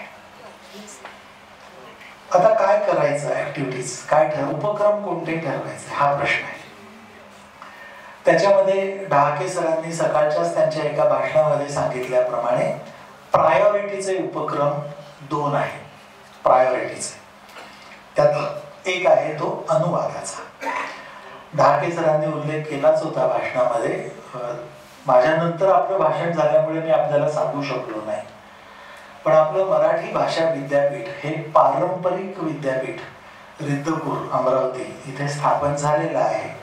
त्याला कुलगुरू पण मिळालेले आहेत. त्याची काही प्रक्रिया चालू आहे, म्हणजे त्याला अजून फंड्स काही अवेलेबल व्हायचे, इतर काही गोष्टी आहेत, ती चालू आहे प्रक्रिया. पारंपरिक विद्यापीठ आहे. परंतु त्या विद्यापीठाच्या जोडीलाच तिथे आपण अनुवाद अकॅडमी अशी तयार करण्याचा एक मानस आहे. त्याच्यासाठीची सगळी पूर्वतयारी पूर्ण झालेली आहे. त्याची अधिकृत घोषणा बहुतेक आपल्या अभिजात मराठी सप्ताह जो ऑक्टोबरच्या पहिल्या आठवड्यात साजरा होईल त्याच्यामध्ये आपण करणार आहोत. या अनुवाद अकॅडमीमध्ये हा जो अनुवादाचा मुद्दा आहे तो कशा पद्धतीने हाताळावा याचं नियोजन आम्ही तयार करतो आहोत. त्यातला पहिला मुद्दा हा आहे की मराठीला जर ज्ञानभाषा बनवायचं असेल तर आपल्याला अगदी मेडिकल, इंजिनिअरिंग, केमिकल या सगळ्यापासून या पाठ्यपुस्तकांचं मराठी भाषांतर आणि मूळ मराठीमध्येच नवीन पाठ्यपुस्तकं लिहिली जाणं हा एक म्हणजे जो शैक्षणिक विषयाशी संबंधित, हायर एज्युकेशनशी संबंधित असा भाग असेल. हा या अनुवाद अकॅडमीचा एक महत्त्वाचं पहिलं काम असेल. दुसरं महत्त्वाचं काम असं असणार आहे की आपला जो 2-2.5 हजार वर्षाचा ज्ञात इतिहास आहे त्यामधली जी जुन्या वेगळ्या वेगळ्या लिपींमधल्या काही हस्तलिखित पोथ्या आहेत, काही लिप्या तर अजून उलगडल्याच्याच आहेत, तर ती बाब सध्या बाजूला ठेवू जरा. पण ज्या उलगडलेल्या आहेत असे जे ग्रंथ आहेत त्या सर्वांचं समकालीन मराठीमध्ये आपण अनुवादच म्हणू, त्याला समकालीन मराठीमध्ये अनुवाद करायचा आहे. तीही मराठीच होती पण ती महाराष्ट्री, प्राकृत किंवा संस्कृत इतर असं समजू आपण. तो एक भाग आहे. तिसरा भाग महत्त्वाचा असा आहे की इतर अभिजात भारतीय भाषा ज्या 10 आहेत आणि आम्ही त्या 10 अभिजात भारतीय भाषांचं एक संमेलन महाराष्ट्रामध्ये देश पातळीवरचं पहिलं संमेलन अमरावतीलाच 6, 7, 8 ऑक्टोबरला बोलवतो आहोत. आणि त्याच्यामध्ये आमची अशी जिद्द आहे की आपण या 11 भाषांच्या ग्रुपला आपण एक दिशा देऊयात या संमेलनातून आणि ते दरवर्षी वेगवेगळ्या राज्यात व्हावं. सुरुवात आपण करूया. त्या भाषांचे अनुभव कळतील, कॉन्सेप्ट कळतील आणि मराठीचा आपली पुढची वाटचाल जरा ठरवायला सोपं जाईल. तर त्या अभिजात भारतीय भाषा आणि जगातल्या अभिजात भाषा यातले जे काही उत्तमोत्तम ग्रंथराज आहेत त्यांना समकालीन मराठीमध्ये आणणं हा एक भाग त्या अनुवाद अकॅडमीकडे आपण सोपवणार आहोत. तिसरा पार्ट जो आहे तो म्हणजे मराठीतले जे उत्तमोत्तम ग्रंथ आहेत समकालीन आणि पूर्वीचे सुद्धा हे या 10 अभिजात भारतीय भाषा आणि जगातल्या अभिजात भाषांमध्ये अनुवादित करणे. अशा 3 ते 4 पद्धतीने आपण ही अनुवाद अकॅडमी तयार करतोय. ती स्वायत्त संस्था असणार आहे. त्याची सेक्रेटरिएट आणि त्याला मदत करणं हे आपण मराठी भाषा विद्यापीठाकडे जरी सोपवत असलो तरी आमचा मराठी भाषा विभाग त्यासाठी त्यांच्या पाठीशी उभा असणार आहे. आता हे संकल्पना पातळीवरती, नियोजन पातळीवरती आहे. ऑक्टोबरमध्ये डिक्लेअर झाल्यानंतर पुढच्या वर्षभरामध्ये आम्ही प्रत्येक या विषयात इतक्या ग्रंथांचं काम पूर्ण केलं पाहिजे असं काही धोरण ठरवणार आहोत. आणि एक ट्रिक तुम्हाला सांगायला हरकत नाही की आम्ही हा प्रस्ताव सुद्धा केंद्र सरकारला पाठवणार आहोत, पण त्यांनी मान्य करण्याची वाट न बघता आपण हे सुरू करतो. हा झाला पहिला भाग. दुसरा महत्वाचा भाग आहे तो बोलीभाषांबद्दलचा. मला एक 15 दिवसापूर्वी अक्षरशः चमत्कार वाटावा असं एक पुस्तक पाहायला मिळालं आणि मी खरंच फॅसिनेट झालो. ते पुस्तक आहे सुहास रानडे म्हणून ठाण्याचे आहेत. त्यांनी समानार्थी शब्दांचा कोश तयार केला. काय आहे त्या कोशामध्ये? तर प्राण्यांची नावं घेतली आहेत. मला वाटतं काहीतरी 37-38 प्राण्यांची नावं घेतली आहेत आणि त्या प्राण्यांच्या हालचाली, त्यांचे अवयव, त्यांच्या संदर्भातल्या म्हणी, त्यांच्या संदर्भातले वाक्प्रचार, त्यांच्याबद्दलच्या काही गोष्टी याचा तो संग्रह आहे. आणि मग समानार्थी का? तो उदाहरणार्थ घोडा. मग घोड्याला वेगळ्या वेगळ्या बोलीभाषेत काय म्हणतात? ते सगळे समानार्थी शब्द. त्यांच्यात कोणते वाक्प्रचार आहेत? तो तर ज्ञानकोशच झाला. यू विल नॉट बिलीव्ह 965 पानाचं पुस्तक आहे. त्यातली 212 पानं घोडा या विषयावर. मग मी अंदाज घेतला की यांनी किती बोली भाषांचा अभ्यास केलेला आहे. त्यांनी दिलेला आकडा असा आहे की महाराष्ट्रात 216 बोलीभाषा आहेत आदिवासी बोलीभाषांसकट आणि 35 परभाषा ज्यांचे मराठीमध्ये मॅक्झिमम शब्द आहेत. अशा 251 भाषांबद्दल त्या 37-38 शब्दांचं हे प्रचंड काम केलंय आणि अशा 20 खंडांचं त्यांचं नियोजन पूर्ण आहे. ते काम करायचं आहे. तर तो मुद्दा नाहीये. सांगायचा मुद्दा हा आहे की अशा जर 216 बोलीभाषा असतील तर या प्रत्येक भाषेसाठी नक्की काय करायला पाहिजे याचा आपल्याला टेम्पलेट काही बनवावं लागेल. काय काय करायचं आहे प्रायोरिटी. तसं टेम्पलेट आम्ही बनवलं आणि त्याच्यासाठी आम्ही उदाहरणार्थ घेतली ती माडिया भाषा. माडिया भाषेमधली पाठ्यपुस्तकं तयार करण्याचा एक प्रोजेक्ट मी ट्रायबल रिसर्च इन्स्टिट्यूटला असताना केलेला होता. ती तयार झाल्यावर माडिया भाषेचं व्याकरण, माडिया भाषेतला शब्दकोश, माडिया भाषेतली सगळी गाणी, त्याचं डॉक्युमेंटेशन असा जवळपास 2,500-3 हजार पानांचा ऐवज आणि जवळपास 1,500 तासांचं रेकॉर्डिंग असं तयार झालं. तेही पुस्तक आपण ऑक्टोबरमध्ये करणार आहोत पब्लिश. पुण्याच्या डॉक्टर मंजिरी परांजपे यांनी ते काम केले त्यांच्या चमूने. मला असं वाटतं की ते मॉडेल समोर ठेवून आपल्याला या 216 भाषांबद्दल हे करावं लागेल. काम मोठं आहे. आपण सुरू तर करूयात. तर हा आमच्या नियोजनातला दुसरा एक महत्वाचा भाग आहे. मला वाटतं मी असं फक्त नियोजनाबद्दल जरी बोललो तरी आणखी 1 तासभर, 1.5 तास, 2 तास, कदाचित 3 तास मी बोलेन. तर मला असं वाटतं की हे 2 मी उदाहरणं आपल्याला सांगितली. तसं काम अनेक विषयात थोडं थोडं का होईना सुरू केलंय. त्याचा फक्त उल्लेख करतो. ऑनलाईन मराठी हा एक विषय आम्ही हाती घेतलेला आहे. मलाही आश्चर्य वाटलं, ऑनलाईन मराठीबद्दल काम केलेले महाराष्ट्रामध्ये खूप चांगले लोक सापडले. आम्ही त्या लोकांचा ग्रुप केला, आम्ही त्यांची मदत घेतोय आणि स्पेल चेक कसा ऑनलाईन मराठीमध्ये आणता येईल. कारण आपण इंग्लिशमध्ये टाईप करतो तेव्हा किती छान पटापट पुढचे शब्द येतात, करेक्टेड स्पेलिंग येतात. मराठीत करणं अवघड आहे का? ते करण्याचा प्रयत्न करतो. दुसरं म्हणजे भाषिणी म्हणून जे ॲप आहे ते ॲप केंद्र सरकारचं आहे. त्याच्यामध्ये आपल्या भारतातल्या 22 भारतीय भाषा आणि 15 परकीय भाषा अशा 37 भाषांचं text to text translation just in time त्या वेळेस, text to speech translation, speech to text translation आणि स्पीच टू स्पीच ट्रान्सलेशन 37 भाषांमध्ये अशी फॅसिलिटी उपलब्ध आहे. त्याच्यामध्ये मराठी आहे. पण त्याची क्वालिटी जी आहे ती आत्ता फार काही खूप चांगली नाही. म्हणजे होतं, ट्रान्सलेशन होतं, स्पीच टू टेक्स्ट पण होतं, लगेचच होतं. म्हणजे जर एखादा तमिळ बोलणारा भारतीय नागरिक भाजीवाल्याकडे गेला, मराठी भाजीवाल्याकडे, आणि त्याने ते ॲप जर ओपन ठेवलं आणि तो जर त्या ॲपवरती तमिळमधून त्याने शेपूची भाजी द्या म्हटला, तर ते मराठीतून त्या भाजीवाल्याला ऐकू जाईल. असं आज आहे, हेच वाटणार आहे ना. आणि पुढे तर मराठीचं क्वालिटी कशी वाढवता येईल मराठी भाषेची, याच्यावर आम्ही काम करतोय. आणि त्याची आयडिया सोपी आहे. बाकी प्रायव्हेट जे असे ॲप्स आहेत ते सगळे क्राऊड सोर्सिंगवरती जातात, आणि भाषिणी ॲपला क्राऊड सोर्सिंगला मर्यादा येत आहेत. म्हणून आम्ही केंद्र सरकारला सांगितलं की आम्ही जबाबदारी घेतो, आम्ही ओनरशिप घेतो, आणि या चारही पद्धतीच्या सर्व्हिसेस देण्यासाठी जो डेटा लागतो तो मराठी भाषा विभाग तातडीनं देतोय. यू विल नॉट बिलीव्ह, सगळ्या भाषांचे त्यांच्याकडे 40,000 शब्द होते, आणि आम्ही आमचे परिभाषा कोश जे भाषा संचालनालयाने तयार केलेले आहेत त्यातले 4 लाख शब्द त्यांना देऊन टाकले. क्वालिटी वाढली ना मराठीची, कारण शब्दसंख्याच वाढली.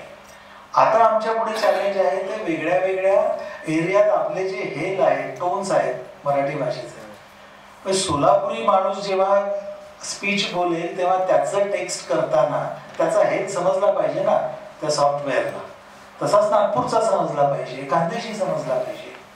आणि बोली भाषा ऍड करणं हा तर आणखी पुढचा भाग आहे, तोही करू. पण त्याच्यासाठी आम्हाला आता याचे सॅम्पल्स गोळा करणं, त्यासाठी आम्ही उच्च व तंत्र शिक्षणची मदत घेतोय, आणि त्यांच्या महास्वयं पोर्टलवरती कोर्सच टाकून कोर्सवर्क म्हणून आपल्या विद्यार्थ्यांकडून हे काही वाक्य रेकॉर्ड करून तो डेटा म्हणून द्यायचा, असा एक प्रोग्राम आहे. याच्यातून मराठी भाषा त्या भाषिणीमधलं त्याचं ट्रान्सलेशन हे फार पॉवरफुल होईल, आणि मग त्याचा वापर चांगल्या पद्धतीनं. असं एक उदाहरणच सांगितलं, पण असंच होतंय. मी कुठलाही मुद्दा उल्लेख करायचा म्हटला की त्याच्याबद्दल खूप बोललं जात आहे, त्यामुळे मी आता थांबतो. मला वाटतं आपण आता जरा चर्चेला वेळ देऊयात. मलाही अजून खूप बोलायचं आहे, खूप सांगायचं आहे, फारसं काही अजून बोलणं झालेलं नाही. Let's start the discussion. Thank you. एक शासनाचे सचिव आणि शासनाचे प्रतिनिधी म्हणून शासन आता काय करत आहे मराठी भाषेच्या गुणवत्तेविषयी, विकासाविषयी, संवर्धनाविषयी अत्यंत वस्तुस्थिती विवेचन केलं, वस्तुस्थितीचं विवेचन केलं. धन्यवाद सर. मी स्वतःला विनंती करतो की आपल्या मनातले जे काही प्रश्न आहेत ते कुलकर्णी सरांना विचारावे. त्याच्यामध्ये खूप नाविन्यपूर्ण अशा गोष्टी आहेत. मी सातत्याने भाषेच्या बाबतीमध्ये विचार करत असतो. आपल्याकडे अशासाठी लॅब खूप तयार होतात, प्रयोगशाळा खूप तयार होतात, आणि प्रयोगशाळेतले रिझल्ट बाहेर रस्त्यावर दिसत नाहीत, त्या प्रमाणात दिसत नाहीत, पण प्रयोग ते यशस्वी होतात. आणि भाषा हा असा विषय आहे की तो प्रयोगशाळेत कितपत मावणार आहे आणि काय होणार आहे, मला तरी त्या शंका आहे. हे सगळे जे आपले चाललेले आहेत त्याच्या मुळाशी एक भूमिका असायला पाहिजे की भाषा ही आपली जीवनशैली व्हायला पाहिजे, ती ज्ञानशैली व्हायला पाहिजे. त्या दृष्टीने आपल्याकडे फारसे प्रयत्न होत नाहीत. जे होतात ते एकतर प्रयोग म्हणून होतात, उपक्रम म्हणून होतात, इव्हेंट म्हणून होतात, आणि आपण आहे त्या ठिकाणीच राहतो. त्याच्यातून कसं बाहेर पडायला पाहिजे की जसं एक अनुवादाचा विषय आहे की त्याच्यामध्ये आपण कुठे आहोत, म्हणजे आपण 20-25 मध्ये हा पुन्हा विषय करतो आहोत. शेजारच्या कर्नाटकामध्ये काय चाललेलं आहे अनुवादाचं, बंगालमध्ये काय चाललेलं आहे, हे आपण पाहत का नाही, घेत का नाही. आणि दुसरा मुद्दा आहे की एक मराठी माणसालाच ती जास्त सवय आहे की भाषा, संस्कृती, अमुक तमुक हे जे काही विषय आले सरकारने करायला पाहिजे, काही झालं तरी सरकारने करायला पाहिजे, ही कमिटी नेमायला पाहिजे, ते अनुदान द्यायला पाहिजे, ही भूमिका मांडायला पाहिजे. आणि मला वाटतं माझ्या मताशी कोणी सहमत होतील न होतील, पण भाषा, संस्कृती ह्याच्यामध्ये शासनाचा खरोखर किती रोल असला पाहिजे हे एकदा गांभीर्याने आपण तपासायला पाहिजे. भाषेचा निर्माता समाज, संस्कृतीचा निर्माता समाज, आणि त्याच्या सगळ्या गोष्टी आपण शासनाकडे सोपवत आहोत, रोज तिकडेच जायचं, तुम्ही हे करा, तुम्ही हे करा. खरंच भाषा आणि संस्कृती हा कायद्याचा विषय आहे, हा शासकीय धोरणाचा विषय आहे. थोडीफार मदत होत असेल, मी नाही असं म्हणत नाही, मी कंडम नाही करत ते, पण संपूर्ण समाजाला त्या दृष्टीने प्रबोधनाच्या शिक्षणाच्या प्रक्रियेत आणणं हे अधिक महत्वाचं आहे. कारण मी शेवटचा मुद्दा कुलकर्णी साहेबांना सांगत होतो की इथे ज्ञानपीठ पुरस्कार विजेते कारंत आणि ज्ञानपीठ पुरस्कार विजेते कुसुमाग्रज यांचे त्यांच्या निवासस्थाना भेट झाली होती आणि मी त्यावेळेला हजर होतो. एका कार्यक्रमाला त्यांना मी आणलेलं होतं आणि कारंत इंग्रजीमध्ये सांगत होते की मराठीची परंपरा कशी आहे, अमुक आहे तमुक आहे. आणि कुसुमाग्रज म्हणाले तुमच्याकडे पण चांगल्या परंपरा आहेत, पण तुमचं सरकार साहित्य संस्कृती याच्यात खूप मदत करतं, आमच्याकडे तेवढं अजून भान आलेलं नाही. कारण हसल्याने म्हणाले तुम्ही सुखी आहात आणि आम्ही दुःखी आहोत. की तिथलं सरकार अशी एक पण गोष्ट सोडत नाही की ज्याच्यामध्ये ते लक्ष घालत नाही आहे. तुमच्याकडे कमी लक्ष असेल तर सुखी आहात. आणि ते शेवटचा मुद्दा म्हणाले भाषा संस्कृती याच्यामध्ये एका विशिष्ट मर्यादेपलीकडे शासनाने जाता कामा नये. त्यामुळं हा आपल्याला राजकारणाचा विषय बनवायचा आहे, हा आपल्याला परंपरेचा विषय बनवायचा आहे, कोणत्या धोरणाचा विषय बनवायचा आहे. कारण भाषा हे जगण्याचं साधन आहे. इतकी एक मोठी भूमिका घेऊन आपण त्याच्याकडे पाहणार आहोत, हे आपण ठरवायला पाहिजे असं मला वाटतं. धन्यवाद. कांबळे सरांनी अगदी जो मुद्दा मांडला मला तेच मला सांगत होते आणि मलाही खरोखर तसंच वाटतं. त्यामुळे शासनाची भूमिका ही फॅसिलिटेटरची असायला पाहिजे. काय करायचं, कसं करायचं याची आखणी ही समाजाने, समाजातल्या संस्थांनी, समाजातल्या लोकांनी करायला पाहिजे. हॅव्हिंग सेड दिस, आज असं दिसतंय की समाजातली लोक पुढाकार घेऊन अशा गोष्टी करत नाही. आणि गव्हर्नमेंटचं वैशिष्ट्य असं आहे की जे लोक करत नाही, समाज करत नाही, ते गव्हर्नमेंटला करावं लागतं पुढे. म्हणजे मला असा एक भूप्रदेश माहिती आहे की जिथे म्हणजे लग्न करण्याचं प्रमाण कमी झालं, तिथे शासनाने लोकांनी लग्न करावं म्हणून प्रचार मोहीम राबवायला सुरुवात केली.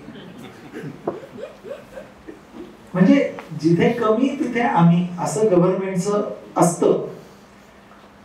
त्यामुळे कांबळे सरांनी सांगितलं ते कितीही खरं असलं तरी आता मग गव्हर्नमेंटने फॅसिलिटेट करताना ते कसं करायचं हे जास्त काळजीपूर्वक ठरवायची वेळ आलेली आहे. कारण समाजाने ज्या प्रमाणात करायला पाहिजे त्या प्रमाणात समाज करत नाहीये ही वस्तुस्थिती. मग शासनाने त्याच्यावरती हावी न होता किंवा शासन इन्व्हॉल्व झाल्यामुळे जे काही तोटे किंवा दोष येतात ते येऊ न देता ते फॅसिलिटेट कसं करायचं. म्हणून मी मगा एक शब्द वापरला तो म्हणजे नेटवर्किंगचा. मला असं वाटतं की शासनाने नेटवर्किंगचं काम करा. म्हणजे वाचन अभियान चालवणारे सोलापुरात कुणी असतील, वाचन अभियान चालवणारे नाशिकमध्ये कुणी असतील, वाचन अभियान चालवणारे अहिल्यानगरमध्ये कुणी असतील, याचं नेटवर्किंग करावं शासनाने, ते फॅसिलिटेट करा. पण माझा अनुभव असा आहे की फार थोडे गट असं काहीतरी मूलभूत काम करतात. कित्येक कामांची जबाबदारी आता आपण काही म्हणा सरकारवर येऊन पडलेली आहे. ते करावं लागतं आणि ते करत असताना काही मूलभूत गोष्टींकडे दुर्लक्ष होतं. म्हणजे आनंद माझा मित्रच आहे, आमचा विषय असा झाला की मराठी भाषेचं एक वैभव म्हणजे दिवाळी अंक. दुसऱ्या भाषेमध्ये काही दिवाळी अंक वगैरे काही भानगड नाही. आपल्याकडे 1909 पासूनची परंपरा आहे.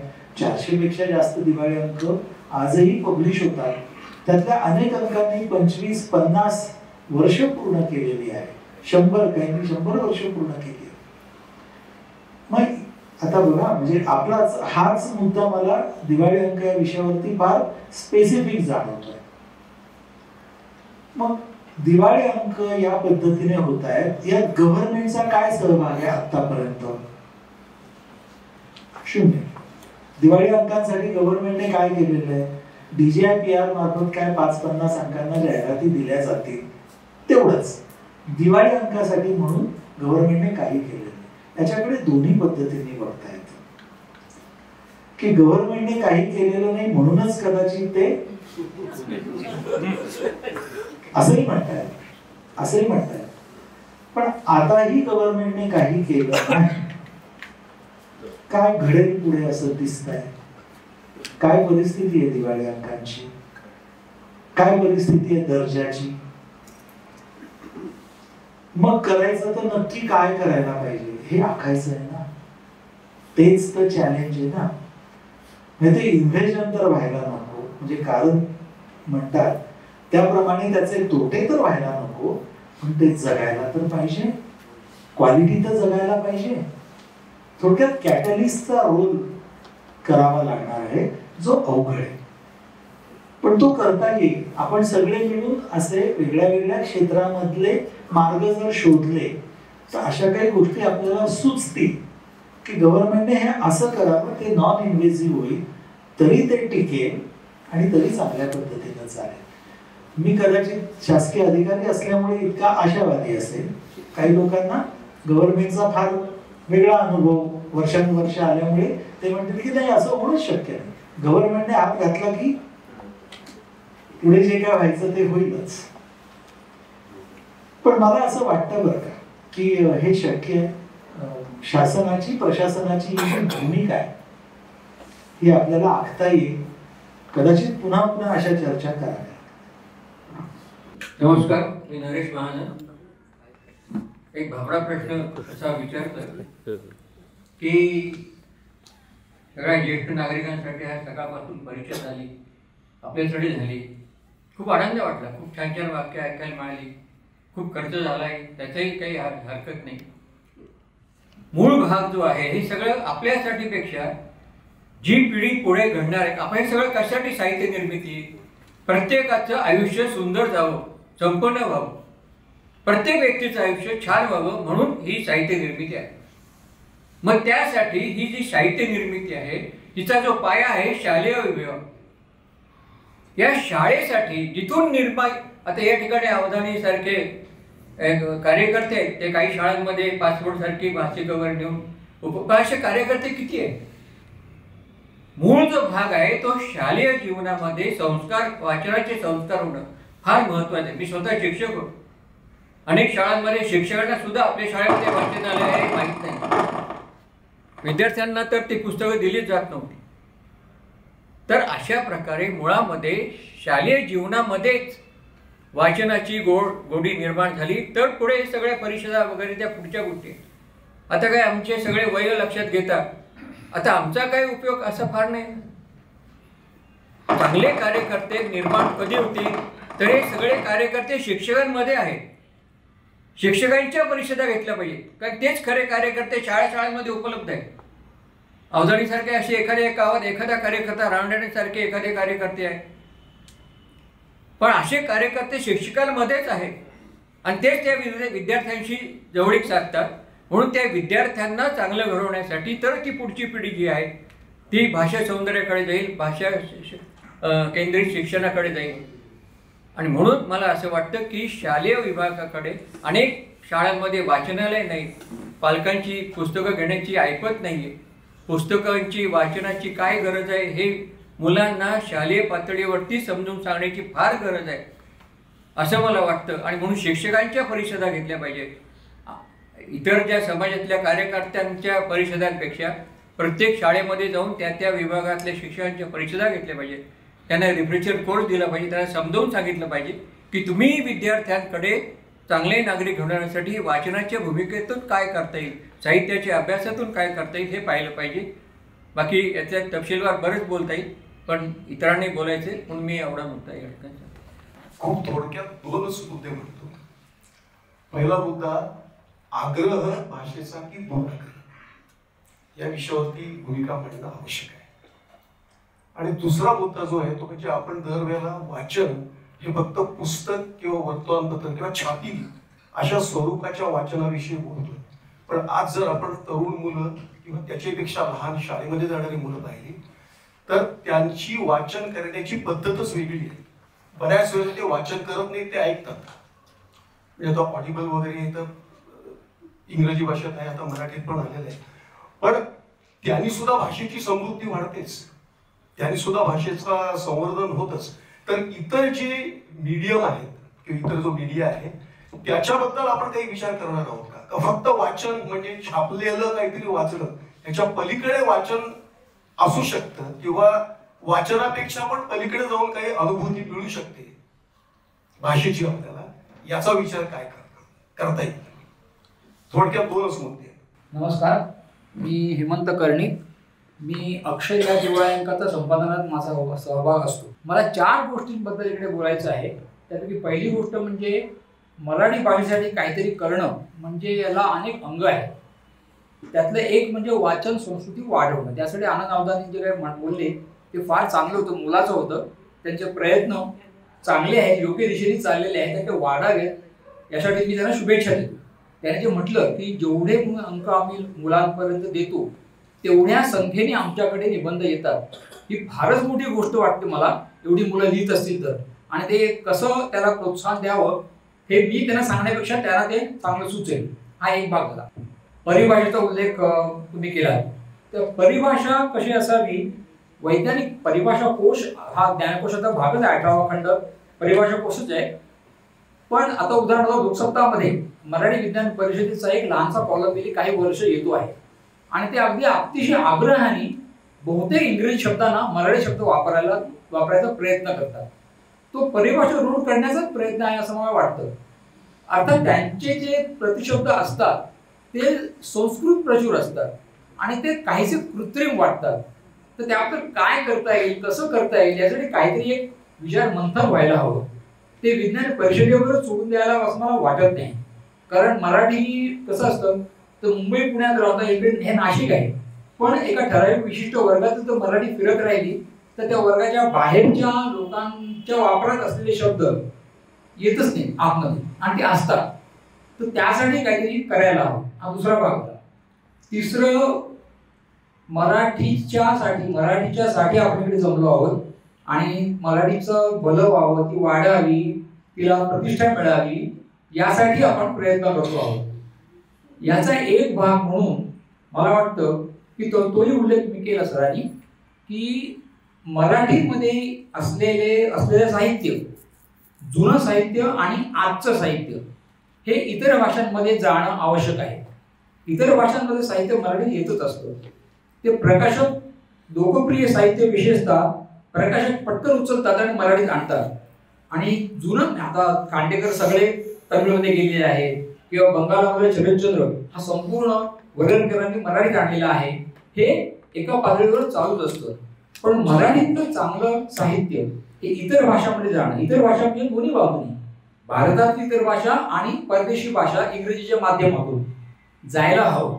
आणि ते प्रयत्न सातत्याने होत राहायला हवे. ते एनपीटी करणं होत असतात ते मला ठाऊक आहे, पण ते किती प्रमाणात होतात आणि काय मला त्याची सिस्टीम काय मला कल्पना नाही.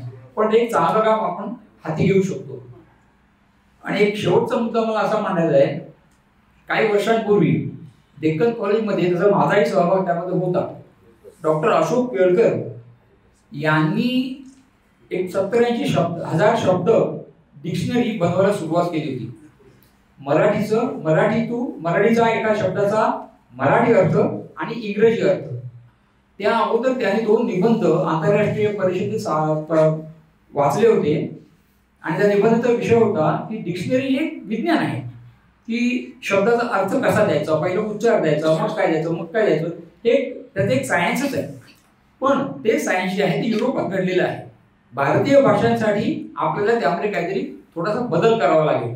तो काय बदल असायला हवा हे त्यांनी निबंधामध्ये मांडलं होतं आणि त्यांनी त्या बदलानुसार त्यांना भारतीय भाषांसाठी योग्य असलेल्या पद्धतीनुसार कशी डिक्शनरी असायला हवी याची सुरुवात केली होती. मी एखादा शब्द घ्यायचा, त्याचा मराठी अर्थ, त्याचा इंग्रजी अर्थ, जेवढे अर्थ असेल प्रत्येक अर्थाचा वाक्यात उपयोग अशी एक डिक्शनरी त्यांच्या डोक्यात होती. आणि त्यावरती मी स्वतः काम केलेलं आहे. पण ते बंद पडलं आणि पुढे मला वाटतं आता अर्धवट ते कुठे आहे काम मला कल्पना नाही. ते आम्ही कॉम्प्युटरवरती केलं होतं. मी ती सॉफ्ट कॉपी कुठेतरी 100% असणार, डेक्कन कॉलेजात असणार. तर ते काम जे आहे आणि त्यांनी त्यामध्ये हेही होतं की अशा प्रकारची डिक्शनरी कुठल्याही भारतीय भाषेशी अजूनपर्यंत झालेली नाही. तर गोष्ट अशी आहे की डिक्शनरी ही गोष्ट सतत जुनी होत असते.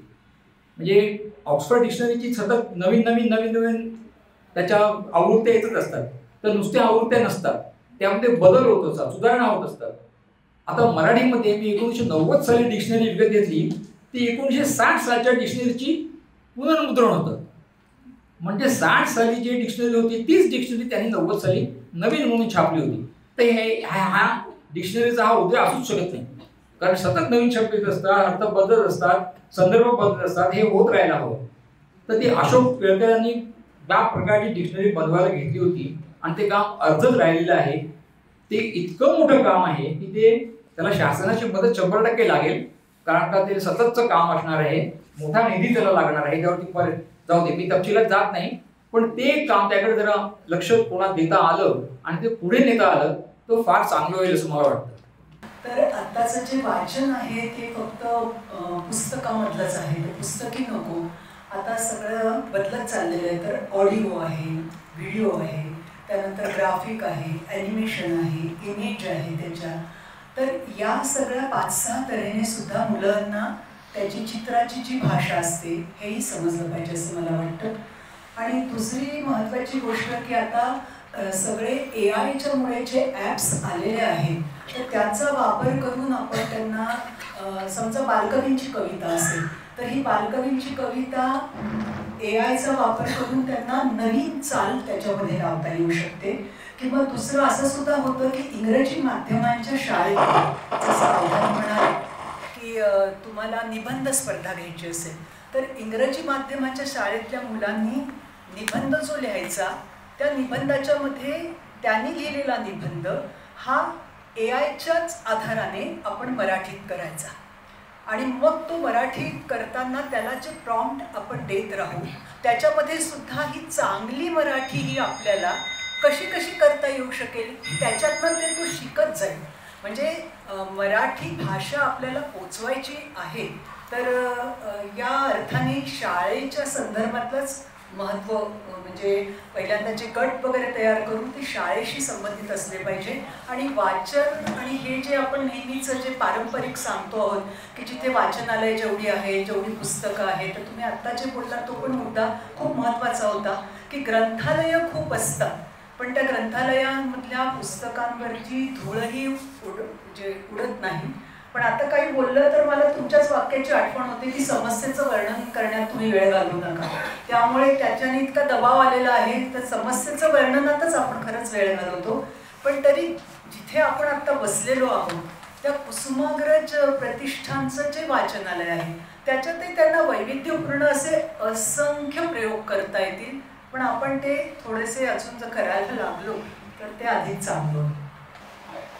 फार वेगळा योग आहे आणि तो लक्षात घेऊन मला वाटतं आपण मर्यादित वेळ जो हातामध्ये आहे त्याच्यात व्यापक चर्चा आपण खूप करू शकतो आणि ती चांगली आहे, ती केली पण पाहिजे. पण आजचा कार्यक्रमाचा विषय असा आहे की नाशिक शहर जे आहे याच्यापुरतं आपण सगळे मिळून काय करू शकतो. इथं बसलेल्या प्रत्येकाला तळमळ आहे, आस्था आहे शहराविषयी, वाईट वाटतं त्या पद्धतीने आपल्या डोळ्यासमोर आपण अधःपतन बघतोय आणि ते बघताना त्रास होतोय. तर हे करताना समजा ग्रंथालयामध्ये वाचलं जात नाही तर आपण सगळे मिळून त्यासाठी काही प्रयत्न करू शकतो का. किंवा शाळांचा जो मुद्दा आहे तर आम्हाला आता महाराष्ट्रात जवळजवळ 15 जिल्ह्यांमध्ये 2-1 लाख मुलांबरोबर आजपर्यंत आम्ही काम केलं. माझा अनुभव असा आहे की प्रत्येक शाळेमध्ये 1 किंवा 2 चांगले शिक्षक आहेत आज सुद्धा की जे वेगवेगळ्या रंगाने रोज खडून विचार लिहितात, मुलांच्या नाट्यछटा बसून घेतात किंवा वेगळे पाहुणे येणार तर दरवेळेला नवीन स्वागत गीत बसवतात. तर त्याही लोकांना मगाशी मी म्हटलं तसं एकाकी वाटतं. तर असे नाशिक शहरातले सगळे शिक्षक आपण एकमेकांशी जोडू शकतो का, त्यांना बळ मिळेल का. आम्ही पासपोर्ट म्हणून ज्या ज्या ठिकाणी जातो तिथे 2-3 शिक्षक पाठीमागे येतातच गाडीपर्यंत आणि ते म्हणतात सर तुम्ही आल्यामुळे बरं वाटलं आम्हाला, नाहीतर बाकीचे म्हणतात कशाला पुढे पुढे करताय तुम्ही, आपल्याला एवढाच पगार मिळतो आपण एवढंच काम करायचं. तर ते एवढाच पगारवाले आपण समजा बाजूला ठेवले तर माझा अनुभव आहे तसं आत्ताचं इथल्या स्टेजवरचं जरी उदाहरण द्यायचं झालं तरी मंत्रालयामध्ये समजा 50 ते 100 IAS ऑफिसर सचिव पातळीवरती काम करतात. आपण आठवून बघा की नाशिकला आजपर्यंत किती खात्याचे सचिव आले इथे बोलण्यासाठी, तर येत नाही. मी ओडिशामधल्या एका अधिकाऱ्यांशी बोललो होतो, तर ते म्हणले की तिथे पद्धतच आहे शासनाची की दर महिन्याला प्रत्येक सचिवाने एक आठवडा कुठल्या तरी जिल्ह्याला जाऊन यायचं आणि खाली परिस्थिती बघायची. आपल्याकडे काय आहे की ग्रामीण विकासाचा सचिव असो, महिला बाल कल्याण असो, प्राथमिक आरोग्य असो किंवा प्राथमिक शिक्षण असो, 5 वर्षात एकदाही जात नाही. मग त्या स्थितीकडे आपण बघायचं का अपवादाने चांगले सचिव आपल्याकडे आलेले आहेत याच्याकडे बघायचं. तसे अपवादात्मक का होईना चांगले अधिकारी आहेत, चांगले पत्रकार आहेत, चांगले प्रकाशक आहेत, चांगले शिक्षक, प्राध्यापक, डॉक्टर, वकील आहेत चांगले. तर या सगळ्यांचे मिळून एकत्र एक चांगलं नेटवर्किंग, मगाशी त्यांनी जो शब्द वापरला, हा करायचा का आणि हे कसं करायचं, हे कसं करायचं केलं तर आजपासून 5 वर्षाचा आपल्याला प्लॅन काही आखता येईल का. आता कोणीतरी वयाचा उल्लेख केला की आमच्या ह्या वयाच्या लोकांचा उपयोग काय, तर 5 वर्षाचं नियोजन करून आपल्या हयातीतच आपल्याला काहीतरी चांगलं बघता येऊ शकतं. आणि सगळ्यांची जर एकजूट झाली तर या शहराचा चेहरा आज जो आहे नाशिक शहराचा, तो आतापेक्षा खूप वेगळ्या पद्धतीने बदलू शकतो असं मला अगदी आवर्जून वाटतं. आणि पुढचा तासाभराचा वेळ समजा चर्चेचा असेल हातामध्ये, तर त्या दृष्टीने जर आपण सगळे बोललो तर त्याचा उपयोग होईल. कारण कांबळे सर सुरुवातीला जे म्हणले की सगळं शासनावर का ढकलायचं आणि कुलकर्णींनी त्या शासनाला काय यावं लागतं हे सांगितलं. दोन्हीच्या सुवर्ण मध्यमाला काय वाटतो की स्टेट लेवलच्या गोष्टी ज्या आहेत राज्य पातळीवरच्या त्या शासनालाच कराव्या लागतील आणि त्या शहराचं, त्या तालुक्याचं, त्या शाळेचं, त्या महाविद्यालयाचं, त्या संस्थेचं स्थानिक लोकांना करायला लागेल. त्यामुळे आपण शहरापुरतं जे करायचं याचा विचार करावा. मला बोलतोय 1 मिनिट. त्या माईकला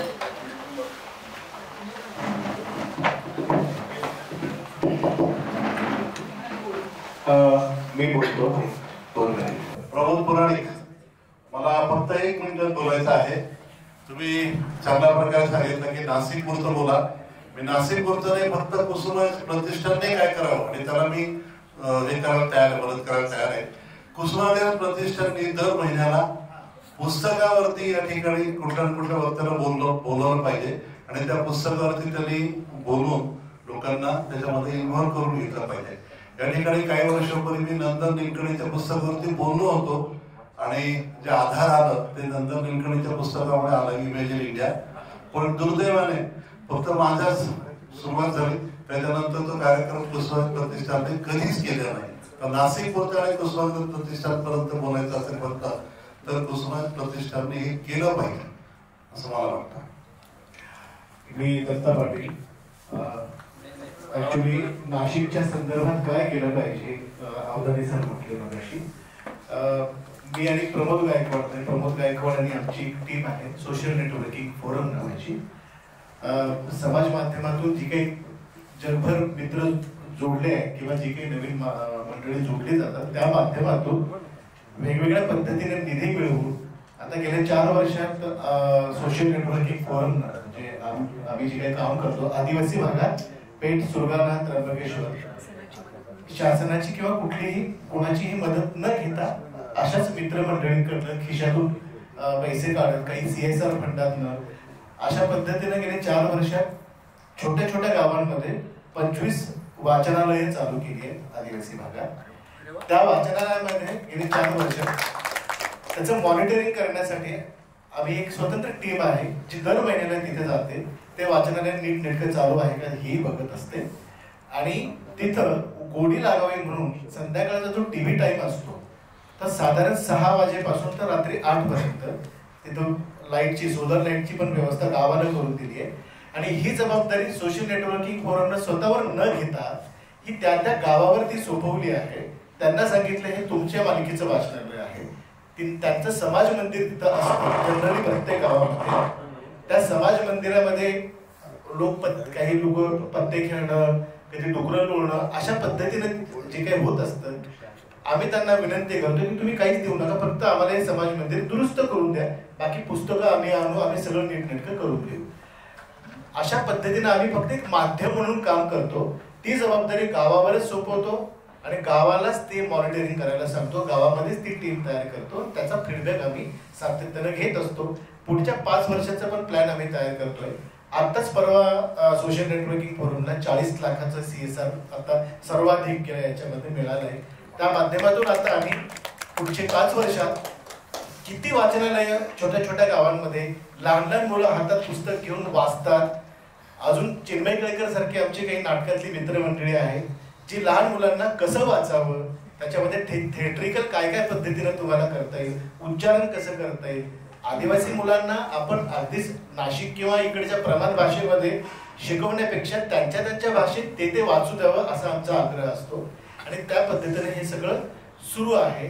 आणि गेल्या पुढच्या 5 वर्षात साधारणतः ही संख्या, नुसतं संख्या नाही तर दर्जा सुद्धा 100 पर्यंत नेण्याचा आमचं एक टार्गेट आहे. आणि त्या पद्धतीने हे प्रयत्न सुरू आहे. नमस्कार, मी विनायक वागळे. मला असं वाटतं की थोडंसं लक्ष असं द्यायला पाहिजे की ग्रंथालय का संग्रहालय.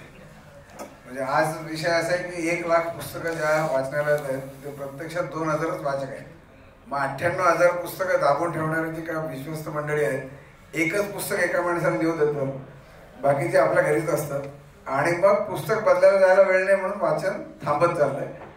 कालांतराने कॅसेटचं जे झालं ते माध्यम बदलल्यामुळे पुस्तकांचं पण होणार आहे. मग कितीही सुंदर कॅसेट असली तरी नातवाला देऊन काहीच उपयोग नाही होणार. तसे ही पुस्तकं आजपर्यंत वाचली जात आहेत, तर त्यांच्यामध्ये आपण दुवा व्हायचं काम व्हायला पाहिजे. जे विश्वास ज्ञानप्रबोधिनीचे विश्वास ठाकूर यांनी केलंय. बुक बास्केट नावाची कल्पना आहे. एका वेळी तुम्ही येऊन 10 पुस्तकं न्यायची. जसं मॉलमध्ये आपण सगळ्या घरच्यांसाठी काहीतरी नेतो आणि त्याला फी नाहीये. वाचनालयाची सगळी चालवणारी लोक काय म्हणतात, ही पुस्तक हरवली तर काय होईल, वाचलीच नाही गेली तर काय होईल, हा विचार आधी करायला पाहिजे ना. हरवून माणूस काय करेल, चोरून देईल तर दुसरं कोणाला तरी देईल, तो वाचेल. ही सांभाळून काय करणार तुम्ही. त्यामुळे आपण काय करू शकतो हा विचार आधी जर केला तर शासनाकडे जायला लागेल असं मला वाटत नाही. कारण वाढदिवसाला एका पुस्तकाचे पैसे असं करत आपण ग्रंथ तुमच्या दारीची सुरुवात केली. 16 वर्षात 4.25 कोटी रुपयाची पुस्तकं देशभरातल्या 16 भागामध्ये आपण पोहोचवतो. आणि हे एकमेव कारण असं घडलंय की ह्याच्यामध्ये कुठल्याही विश्वासाला कुठलाही पैसा मिळत नाही. अर्थकारण आलं की गैरव्यवहार सुरू होतो. त्यामुळे जाणं येणं राहणं जेवण खाणं असं कोणालाही दिलं जात नाही. कार्यक्रमाला कोणीही नसलं तरी वाचक नक्की असतं. आणि परदेशामध्ये ही लोक एकत्र येतात आणि माणूस जोडण्याचं माणसांना जे काम आहे ते वाचन पेटी आता संवादिनी झाली आहे. वेगवेगळ्या देशात मराठी लोक एकत्र यायला लागली. त्यांच्यामध्ये अनेक कार्यक्रम व्हायला लागले. कारण फंडिंग नाही आहे कुठे. आतापर्यंत आपण सगळीकडे पैसेच मागतोय. कारण इथे जाणं येणं मला तुम्ही द्या, माझा सत्कार करा, ह्याच्यापेक्षा आहे ती पुस्तकं आपण त्याच्यात देणं लागतो समाजाचं. तर जाऊ दे त्यांच्या घरी 10 पुस्तकं नेतील. विश्वास ठाकूरांनी एका मिनिटात मान्य केलं. तो आणि मी एका मॉलमध्ये गेलो होतो. तिथून घरी जाताना हातात पिशव्या देतो म्हणजे बास्केट काय घेत नाही. म्हटलं का नाही वाचलं नाही असं करायचं. घ्या बास्केट, भरा पुस्तकं आणि न्या. तुम्ही इथे ठेवून काय करणार. म्हणजे आज इतकी पुस्तकं आहे आणि इतके वाचक आहे, त्याचा ताळमेळ कसा लावणार. माझ्या मते ते तर काम सुरू करा. अजून 15-20 वर्षांनी सगळी नवीन माध्यमं आली तर या पुस्तकांचं काय करणार होतं. आणि शासन दरवर्षी पैसे देतात त्यांना. शासनाने हा विचार करा ना, वाचलं किती जातं त्याप्रमाणे पैसे द्या. कसे पळतात बघा इकडे तिकडे, कसं वाचलं जाईल म्हणून. आपण दरवेळी दुसऱ्यावर अवलंबून राहतो ना. आपण काय करू शकतो हा विचार करा ना. आपण एखाद्या संस्थेचं विश्वस्त पद जेव्हा काही घेतो तेव्हा ती जबाबदारी आहे. घाबरायला पाहिजे करा आपण असं सांगताना. कारण ह्याची जबाबदारी आहे माझ्यावरती. हा मिरवण्याचा भाग नाहीये. माझ्या वाचनालयात जर आज 1 लाख पुस्तकं पडलेत आणि 2000 लोक जर येत आहेत, 98,000 पुस्तकं मी रोज तिथे ठेवतोय. विश्वासने एका मिनिटात मान्य केलं. आम्ही असं ठरवलं की 10 पुस्तकं हरवली, चोरली तरी ते कोणतरी वाचेलच ना. मग त्यांनी वाचावं म्हणूनच आणली. आणि समाज मदत करताना अशा चोरलेल्या माणसांची मुलं नंतर ते गेल्यानंतर आपलंच पुस्तक आणून जातात. हे पुस्तकं घ्या, काय करायचं म्हणून. पण आधी जाऊ तर द्या, वाचू तर द्या. आपण त्याच्यावर नागोबासारखं बसण्यात काय अर्थ आहे. एकच पुस्तक न्या, येऊच नका, मग दंड लावा.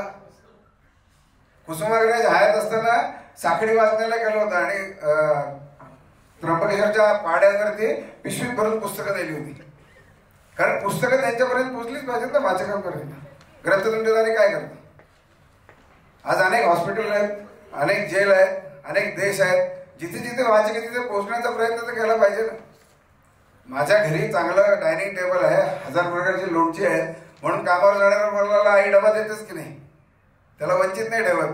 काही थोडंफार तर त्यांच्यापर्यंत पोहोचेल का नाही. सगळं नाही पोहोचलं तरी नेऊ द्या 10 पुस्तकं. किमान घरात 10 पुस्तकं आली तर घरातले इतर लोक वाचण्याचा विचार तर करतील की टेबलवर पुस्तकं पडले, बघूया तर खरे काय, आजोबांनी काय आणलं, आईने काय आणलं. ते दाबून ठेवू नका. ग्रंथालयाचे संग्रहालय करू नका, एवढंच विनंती आहे. त्याला कोणाच्या मदतीची गरज नाही.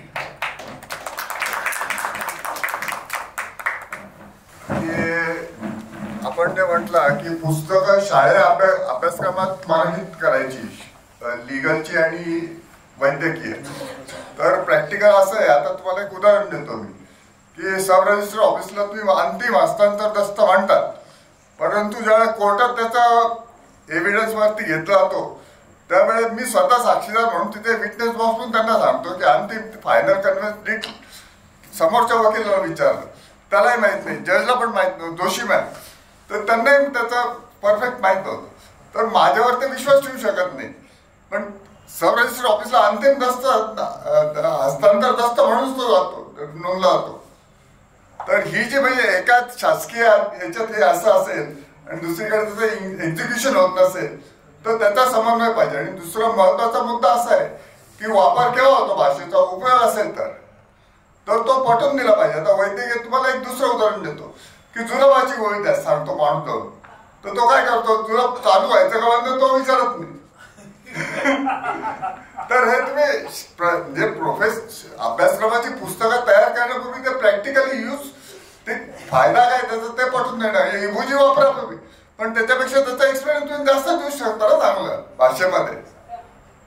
तर आणि हा प्रश्न म्हणजे एकाच भाषेचा नाहीये, असं काहीतरी 50-55 हजार भाषा या वर्षात डिसअपिअर होती जगाच्या पाठीवर. असा इथला हे आकाशवाणीवर आमचे जे आहेत एक अभ्यासक त्यांनी हे केलेले बाकी अशी परिस्थिती. तर हा समन्वय असणं आणि वापर असेल तर त्याचा उपयोग म्हणजे करतात लोक.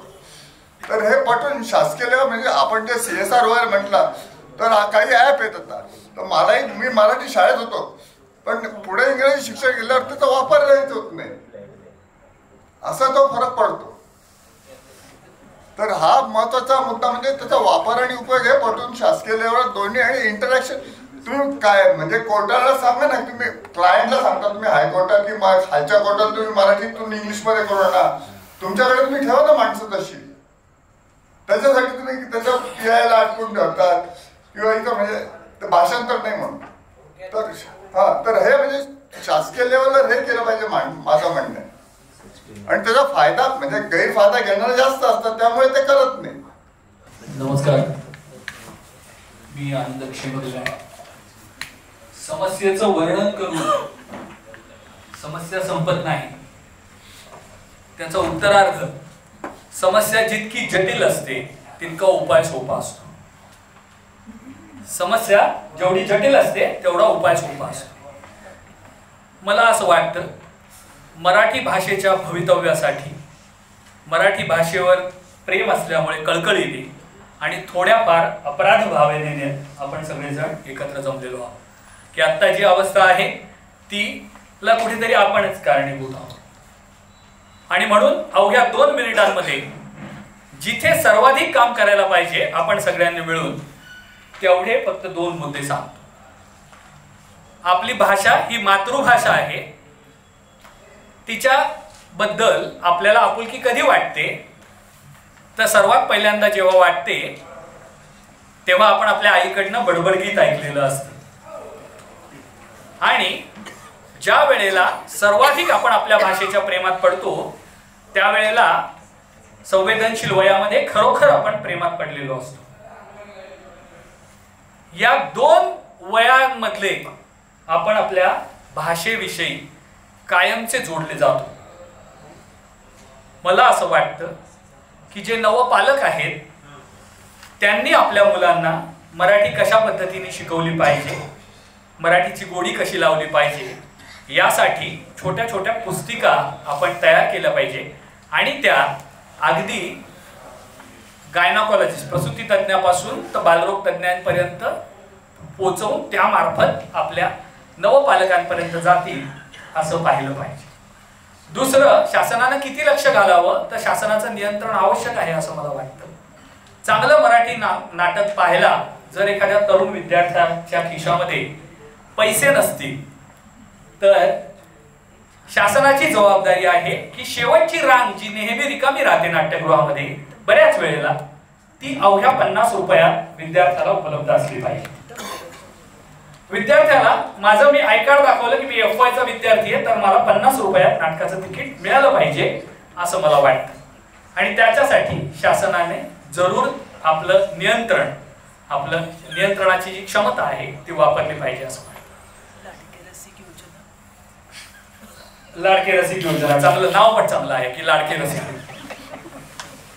मला अगदी महत्वाचं असं वाटतं की जे जे चांगले मराठीतले उपक्रम बंद होतात ते बंद होऊ नयेत यासाठी स्वयंसेवी संस्था आणि आपण सगळ्यांनीच एकत्र काम केलं पाहिजे. अवघ्या 1 मिनिटात मी संपवतो. मराठी साहित्य संमेलनाध्यक्षांच्या शिफारसीने दिला जाणारा भासी मर्ढेकर नावाचा पुरस्कार होता की जो तरुण कवीला एकसदस्यीय समिती मराठी साहित्य संमेलनाध्यक्षांची असायची. तो का बंद पडला मला माहित नाही. त्याला रोख रक्कम नव्हती, काही नव्हतं. फक्त साहित्य संमेलनाच्या अध्यक्षांनी तो पुरस्कार तरुण कवीला द्यायचा असतो की ज्याचं पहिलं कविता संग्रह प्रकाशन झालं. हे बंद का पडलं हा प्रश्न स्वयंसेवी संस्थांनीही विचारला पाहिजे आणि शासनाने विचारला पाहिजे. आम्ही अनुदान देतो तर हा चांगला उपक्रम का बंद पडला. साक्षात कुसुमाग्रजांनी एका संस्थेला आपल्या वडिलांच्या स्मरणार्थ 15,000 रुपयांची देणगी दिली होती. त्यांच्या वडिलांच्या स्मरणार्थ मराठी वक्तृत्व स्पर्धा र.ना. शिरवाडकर नावाची. तो उपक्रम का बंद पडला याविषयी आपण कोणीच प्रश्न एकमेकांना विचारत नाही. तिसरं, जुन्या पुनरुज्जीवित नाटकांना पूर्वी पुरस्कार दिला जायचा नाट्य दर्पणच्या माध्यमातून. ती प्रथा का बंद पडली तेही माहिती नाही. अशा प्रकारे 3 ठिकाणी एक नियंत्रण असणं हे आवश्यक आहे. एक भाग. दुसरं, पालक म्हणून माझी जबाबदारी आहे की मी माझ्या मुलाला जशी मराठी भाषेची गोडी लावेल तशी इतर नवपालकांनी ते कसं करावं. आणि तिसरा सगळ्यात महत्वाचा मुद्दा म्हणजे की आपल्या संवेदनशील वयातली जी मुलं आहेत त्यांना आपल्याशी जोडून कसं घेता येईल. मी एक छोटा उपाय सांगून थांबतो की आपल्यासारख्या मराठीवर काम करणाऱ्या स्वयंसेवी संस्थांनी फार मोठी प्रेमकविता स्पर्धा घेतली पाहिजे असं माझं मत आहे दरवर्षी. तर ती मराठी भाषा ही उत्फुल्ल राहील, टिकेल, वेगाने वाढायला मदत होईल. मराठी प्रेमकविता स्पर्धा जर 16 ते 25 वयोगटातल्या मुलांसाठी घेतली तर हे सभागृह ओसंडून वाहील हे सांगण्यासाठी ज्योतिषाची गरज नाही. त्यामुळे आपण उपक्रमांच्या प्रेमात नाही पडलो तर आपल्याला म्हणजे भाषेच्या प्रेमावर कसं बोलता येईल असाही एक मुद्दा आहे. एक गोष्ट मात्र प्रामाणिकपणे सगळ्यांच्या वतीने कबूल करतो की ज्या आवाक्याने आपला विभाग मराठी भाषेसाठी काम करतो आहे आणि त्याचा जे तुम्ही प्रारूप सुरुवातीला आम्हाला सांगितलं ते खरोखर थक्क करणार आहे. त्यामुळे त्याबद्दल मराठी भाषा प्रेमी म्हणून आपले आभार मानतो, प्रतिष्ठानचे पण आभार मानतो. आणि जे 4 मुद्दाम उपस्थित केले त्याबद्दल लहान तोंडी मोठा घास पण ते व्हायला पाहिजे असं वाटतं. धन्यवाद.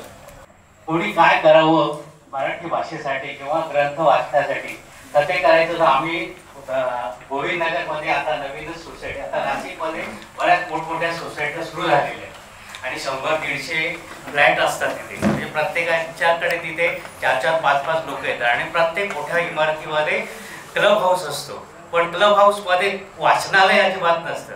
तर आम्ही आमची सोसायटी अशी पहिली सुरुवात केलेली आहे की तिथे क्लब हाऊसच्या वरती एक वाचनालय सुरू केलेलं आहे. अजून या अशा मोठ्या सोसायट्यात नाशिकमध्ये आहे का मला माहिती नाही, पण आम्ही सुरू केलंय. आणि ते आज आता असं झालंय की मी पहिले काही त्यांना पुस्तकं जमा करून दिली आणि आता प्रत्येकाला असं सांगितलं की घरातून वाढदिवस असतील काय असेल तेव्हा 5-5 पुस्तकं. आजच्या घडीला आमच्याकडे जवळजवळ 1,500 ते 2,000 पुस्तकं आमच्या वाचनालयात जमा झाली आहेत. 1 वर्ष पण पूर्ण अजून झालं नाही. 6-8 महिनेच झालेले. 6-8 महिन्यात आमच्याकडे 1100-1200 आणि कुलकर्णी सरांना वाचनालय दाखवण्यासाठी उद्या मी त्यांना घेऊन जाणार आहे. थँक्यू. मला एक वेगळा मुद्दा मांडायचा होता की सर्वात जास्त प्रभाव आपल्या भाषेवर जो सध्या आहे तो पुस्तकांबरोबरच मीडिया म्हणजे मगाशी सरांनी सांगितलं की TV, सिरियल्स, चित्रपट अजून आपण वेगळा मुद्दा पकडूया.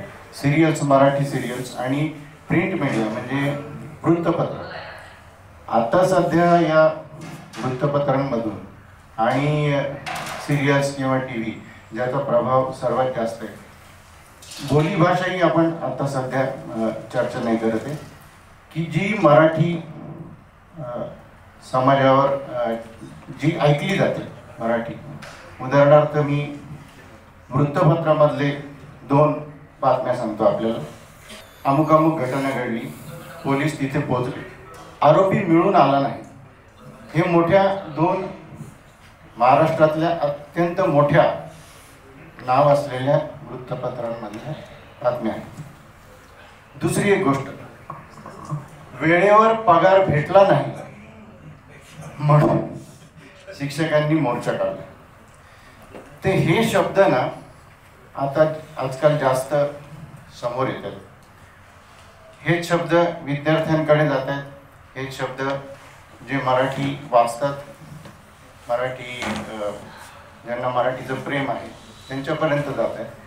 तर या मीडियासाठी किंवा सिरियलचे डायरेक्टर्स असतील, कोणी आणखी जे निर्माते असतील, त्यांच्यासाठी शासन काही तज्ज्ञ लोकांना घेऊन अशा पद्धतीचे 1-2 वर्कशॉप करू शकतात.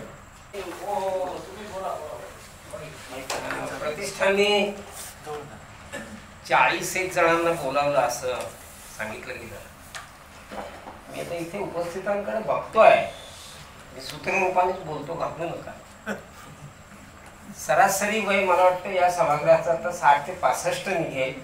पण माझ्या लक्षात आलेली गोष्ट अशी आहे, मी त्याबद्दल क्षमा मागतो माझ्या या निरीक्षणाबद्दल, की आपण 60 ओलांडल्यानंतर सुद्धा या विषयाकडे खूपच रोमॅन्टिकली, म्हणजे मला स्वच्छंद हा शब्द वापरता येईल पण सगळ्यांना कळावं म्हणून मी म्हटलं रोमॅन्टिकली पाहतो आहोत. पहिल्यांदा याच्यातला हा जो रोमॅन्टिसिझम आहे हा काढून टाकला पाहिजे. राजवाड्यांनी म्हटलं होतं 100-1 वर्ष होऊन गेली असतील, मुमूर्षू झाली आहे मराठी भाषा. ती आज असते तर निदान मी हळूच त्यांना नक्कीच विचारलं असतं की का अजून तर आहे, आम्ही मराठीच बोलतो. कदाचित 100 वर्षानंतर सुद्धा ही स्थिती राहण्याची शक्यता नाकारता येत नाही. एकच फक्त सूचना असं नाही म्हणणार मी, पण मी ज्या व्यवसायात बरीच वर्ष काम केलं, आता यांनी पण त्याचा उल्लेख केला, आणि इच्छा असेल तर मार्ग निघतो. परिभाषेचा प्रश्न जो आहे त्याच्यात सगळ्यात महत्त्वाचं, तुम्ही शिक्षकांबद्दल ते बोलले, खरं मी अगदी काळजीपूर्वक हा शब्द वापरतोय की आवरलं पाहिजे किंवा ज्यांना आधीच ज्यांच्यावर संस्कार केला पाहिजे तो वर्ग आहे माध्यमांमध्ये काम करणाऱ्यांचा. त्यांचा बराच परिणाम हा समाजावर होत असतो. आमच्या पिढीने जे काही पाहिलं, मी उदाहरण देतो म्हणजे लक्षात येईल. माझ्यासमोर प्रेस ट्रस्टची बातमी होती जेव्हा भारताला सुपर कॉम्प्युटर मिळाला, आणि सुपर कॉम्प्युटरला मराठीत काय म्हणायचं असा प्रश्न होता. आणि नाशिकमधलेच आमचे एक मित्र महाराष्ट्र टाइम्समध्ये काम करत होते, त्यांना आम्ही फोन केला. आता तेही तिथे नाही आहेत, मी जिथे काम करत होतो तिथे, त्यामुळे आता मी हे मोकळेपणाने सांगू शकतो. तर ते म्हणाले, अरे साधा आहे ते, गणपती असतो की नाही, मग जरा मोठा जाज्वल्य असेल तर आपण काय म्हणतो, महागणपती. आपण विश्वास ठेवणार नाही, महागणपती हा शब्द त्या दिवशी महाराष्ट्र टाइम्स आणि गावकरीने वापरलेला होता, आणि ती त्या शब्दाची निर्मिती होती त्या क्षणाला. इच्छा होती, झालं. अशी अनेक उदाहरणं देता येतील. आता तरुण मुलं ज्यांचा उल्लेख बऱ्याच जणांनी केला, आपण शिव्या पण आता इंग्रजीतून द्यायला लागलेलो. मला वाटतं इथे गणेशपूरकर सर बसलेले आहेत, ते एकदा अशोक केळकरांचाही उल्लेख झाला. त्यांच्या घरी पत्ता शोधत शोधत गेले, त्या अपार्टमेंटमध्ये खाली पाटी नव्हती, चढायला जिनं सुरुवात केली. एका दारावर स्टिकर होतं, शिव्या द्या पण मराठीतून. ते म्हणले इथेच केळकर राहत असले पाहिजे. मला वाटतं या 2 गोष्टी पुष्कळ भूमिका आहेत, आणि यातला रोमॅन्टिसिझम काढून टाकायलाही त्याचा उपयोग होईल. वाचन अभियानाच्या संदर्भामध्ये मला एक मुद्दा मांडायचा आहे. तो असा, या विषयावर मला वाटते की आमच्या कुसुमाग्रज प्रतिष्ठानमध्ये आमची चर्चाही झालेली होती, तशी महाराष्ट्रामध्ये अनेक ठिकाणी झालेली आहे की ह्युमन लायब्ररी, मानवी ग्रंथालय, म्हणजे आपल्याकडे अनेक लोक असे आहेत की जे खूप वाचतात, परंतु ते वाचलेलं त्यांना दुसऱ्यांपर्यंत पोचवण्यासाठी संधी मिळत नाही. शाळांमध्ये मला वाटते लेखक आपल्या भेटीला असा एक प्रयोग केला जातो, परंतु अभ्यासक्रमामध्ये असलेल्या पुस्तका म्हणजे त्यांचे जे जर लेख कविता असतील तर त्याच लेखकांना ते बोलवतात.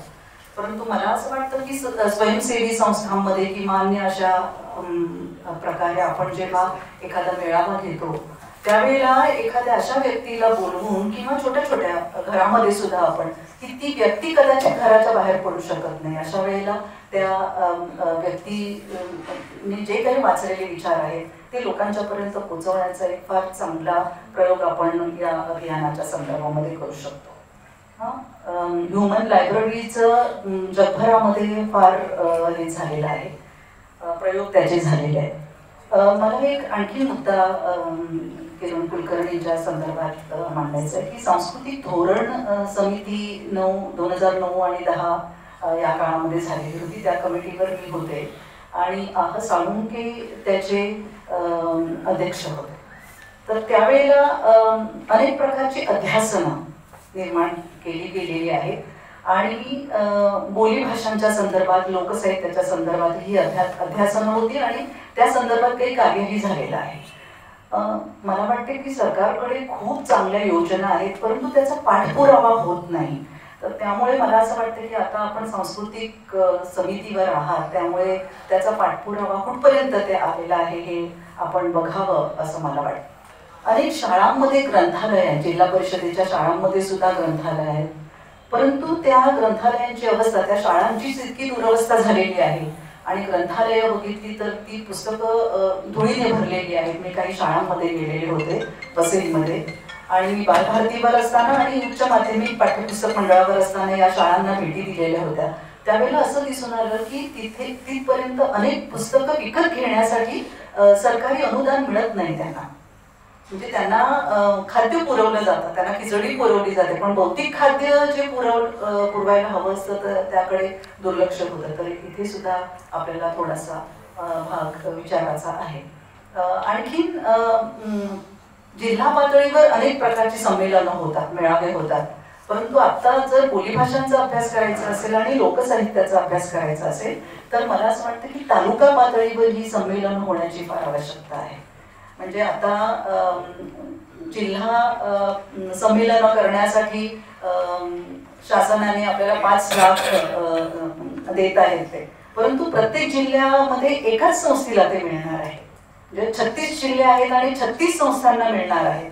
परंतु तालुका पातळीवर जिथे खरोखर म्हणजे खरी मराठी जी बोलली जाते आहे ती खेड्यामध्ये बोलली जाते, तालुका पातळीवर बोलली जाते. तर त्या संदर्भातही मला वाटते की आपल्याला. नमस्कार.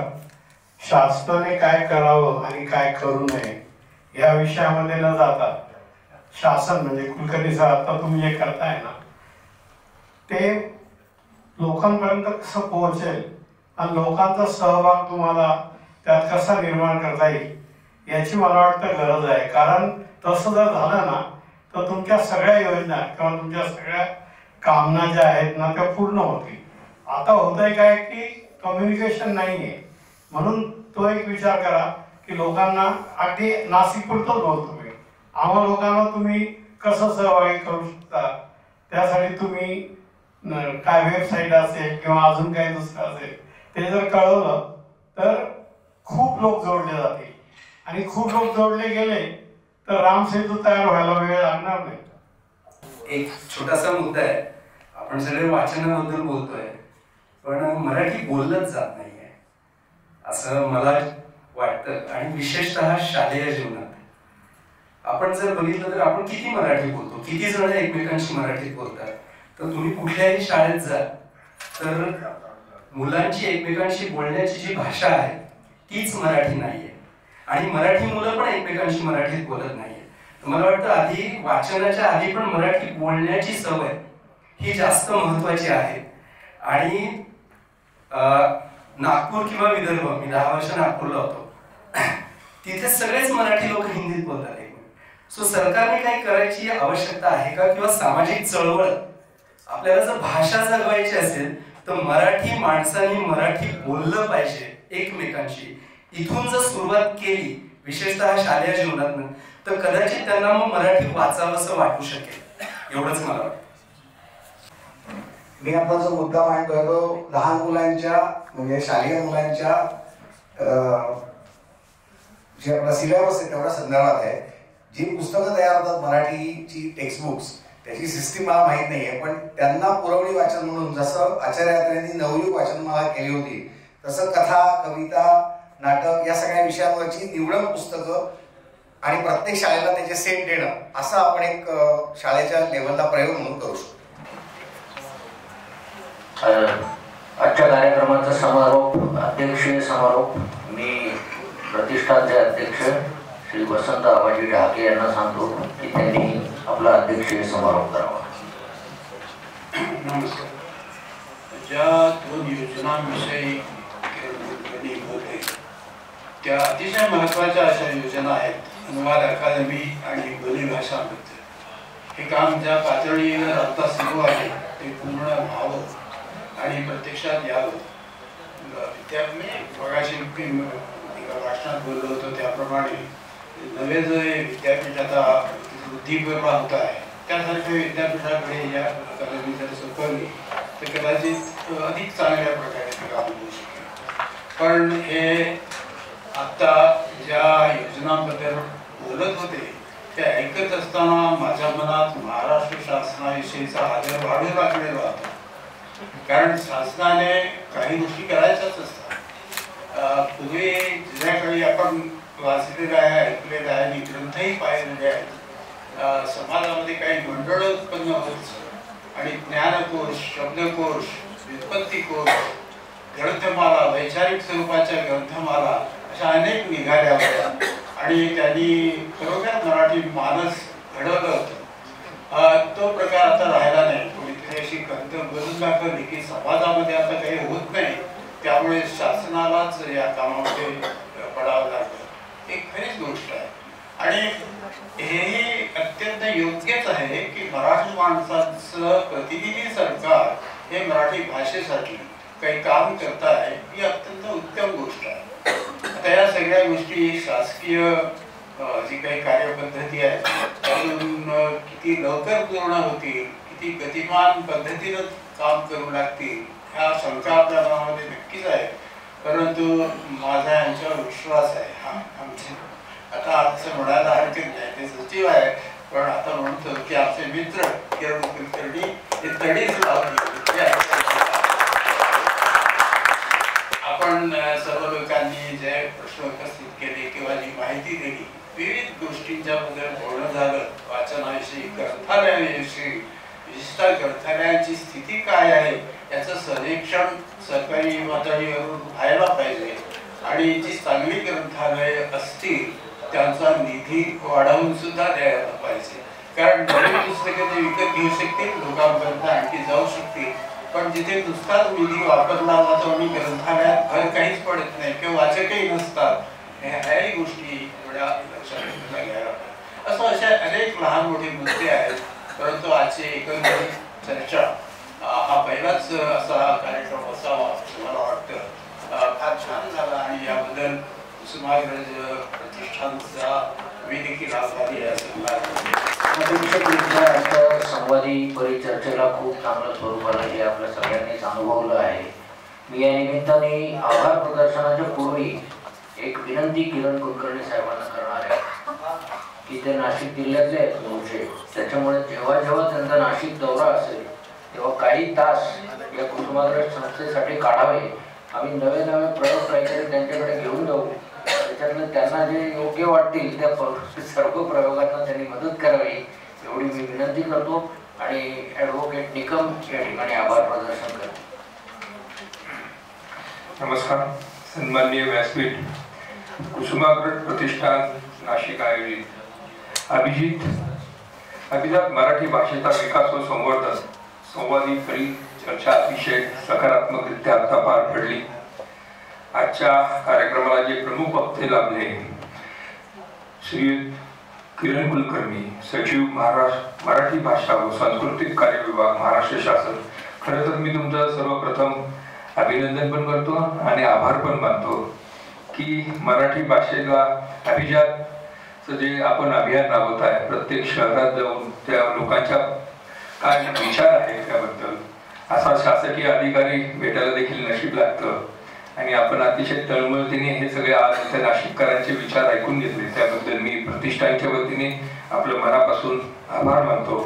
त्याचबरोबर सोलापूरवरून खास इथं आनंद अवधानी आलेले आहेत, ते पुण्याहून आलेले आहेत. आपण सोलापूरमध्ये सगळे प्रकल्प राबवत आहे त्यामुळे मी सोलापूरकर म्हणालो, आपले आभार मानतो. आजच्या या चर्चासत्राचे जे अध्यक्ष होते ते आमचे प्रतिष्ठानचे अध्यक्ष वसंत आबाजी डहाके यांचे देखील आभार मानतो मनापासून. आणि आपण सर्व नाशिककर अतिशय योग्य अशा सूचना दिल्या की जेणेकरून या चळवळीला अधिक मोठा पाठबळ मिळेल. योग्य अशा सूचनांची नक्कीच किरण कुलकर्णी सर दखल घेतील असा विश्वास बाळगतो. आपण सर्व उपस्थित राहिला प्रिंट मीडिया आणि इलेक्ट्रॉनिक्स मीडियाचे देखील आभार मानतो. धन्यवाद. आजचा कार्यक्रम संपला असं जाहीर करतो. धन्यवाद.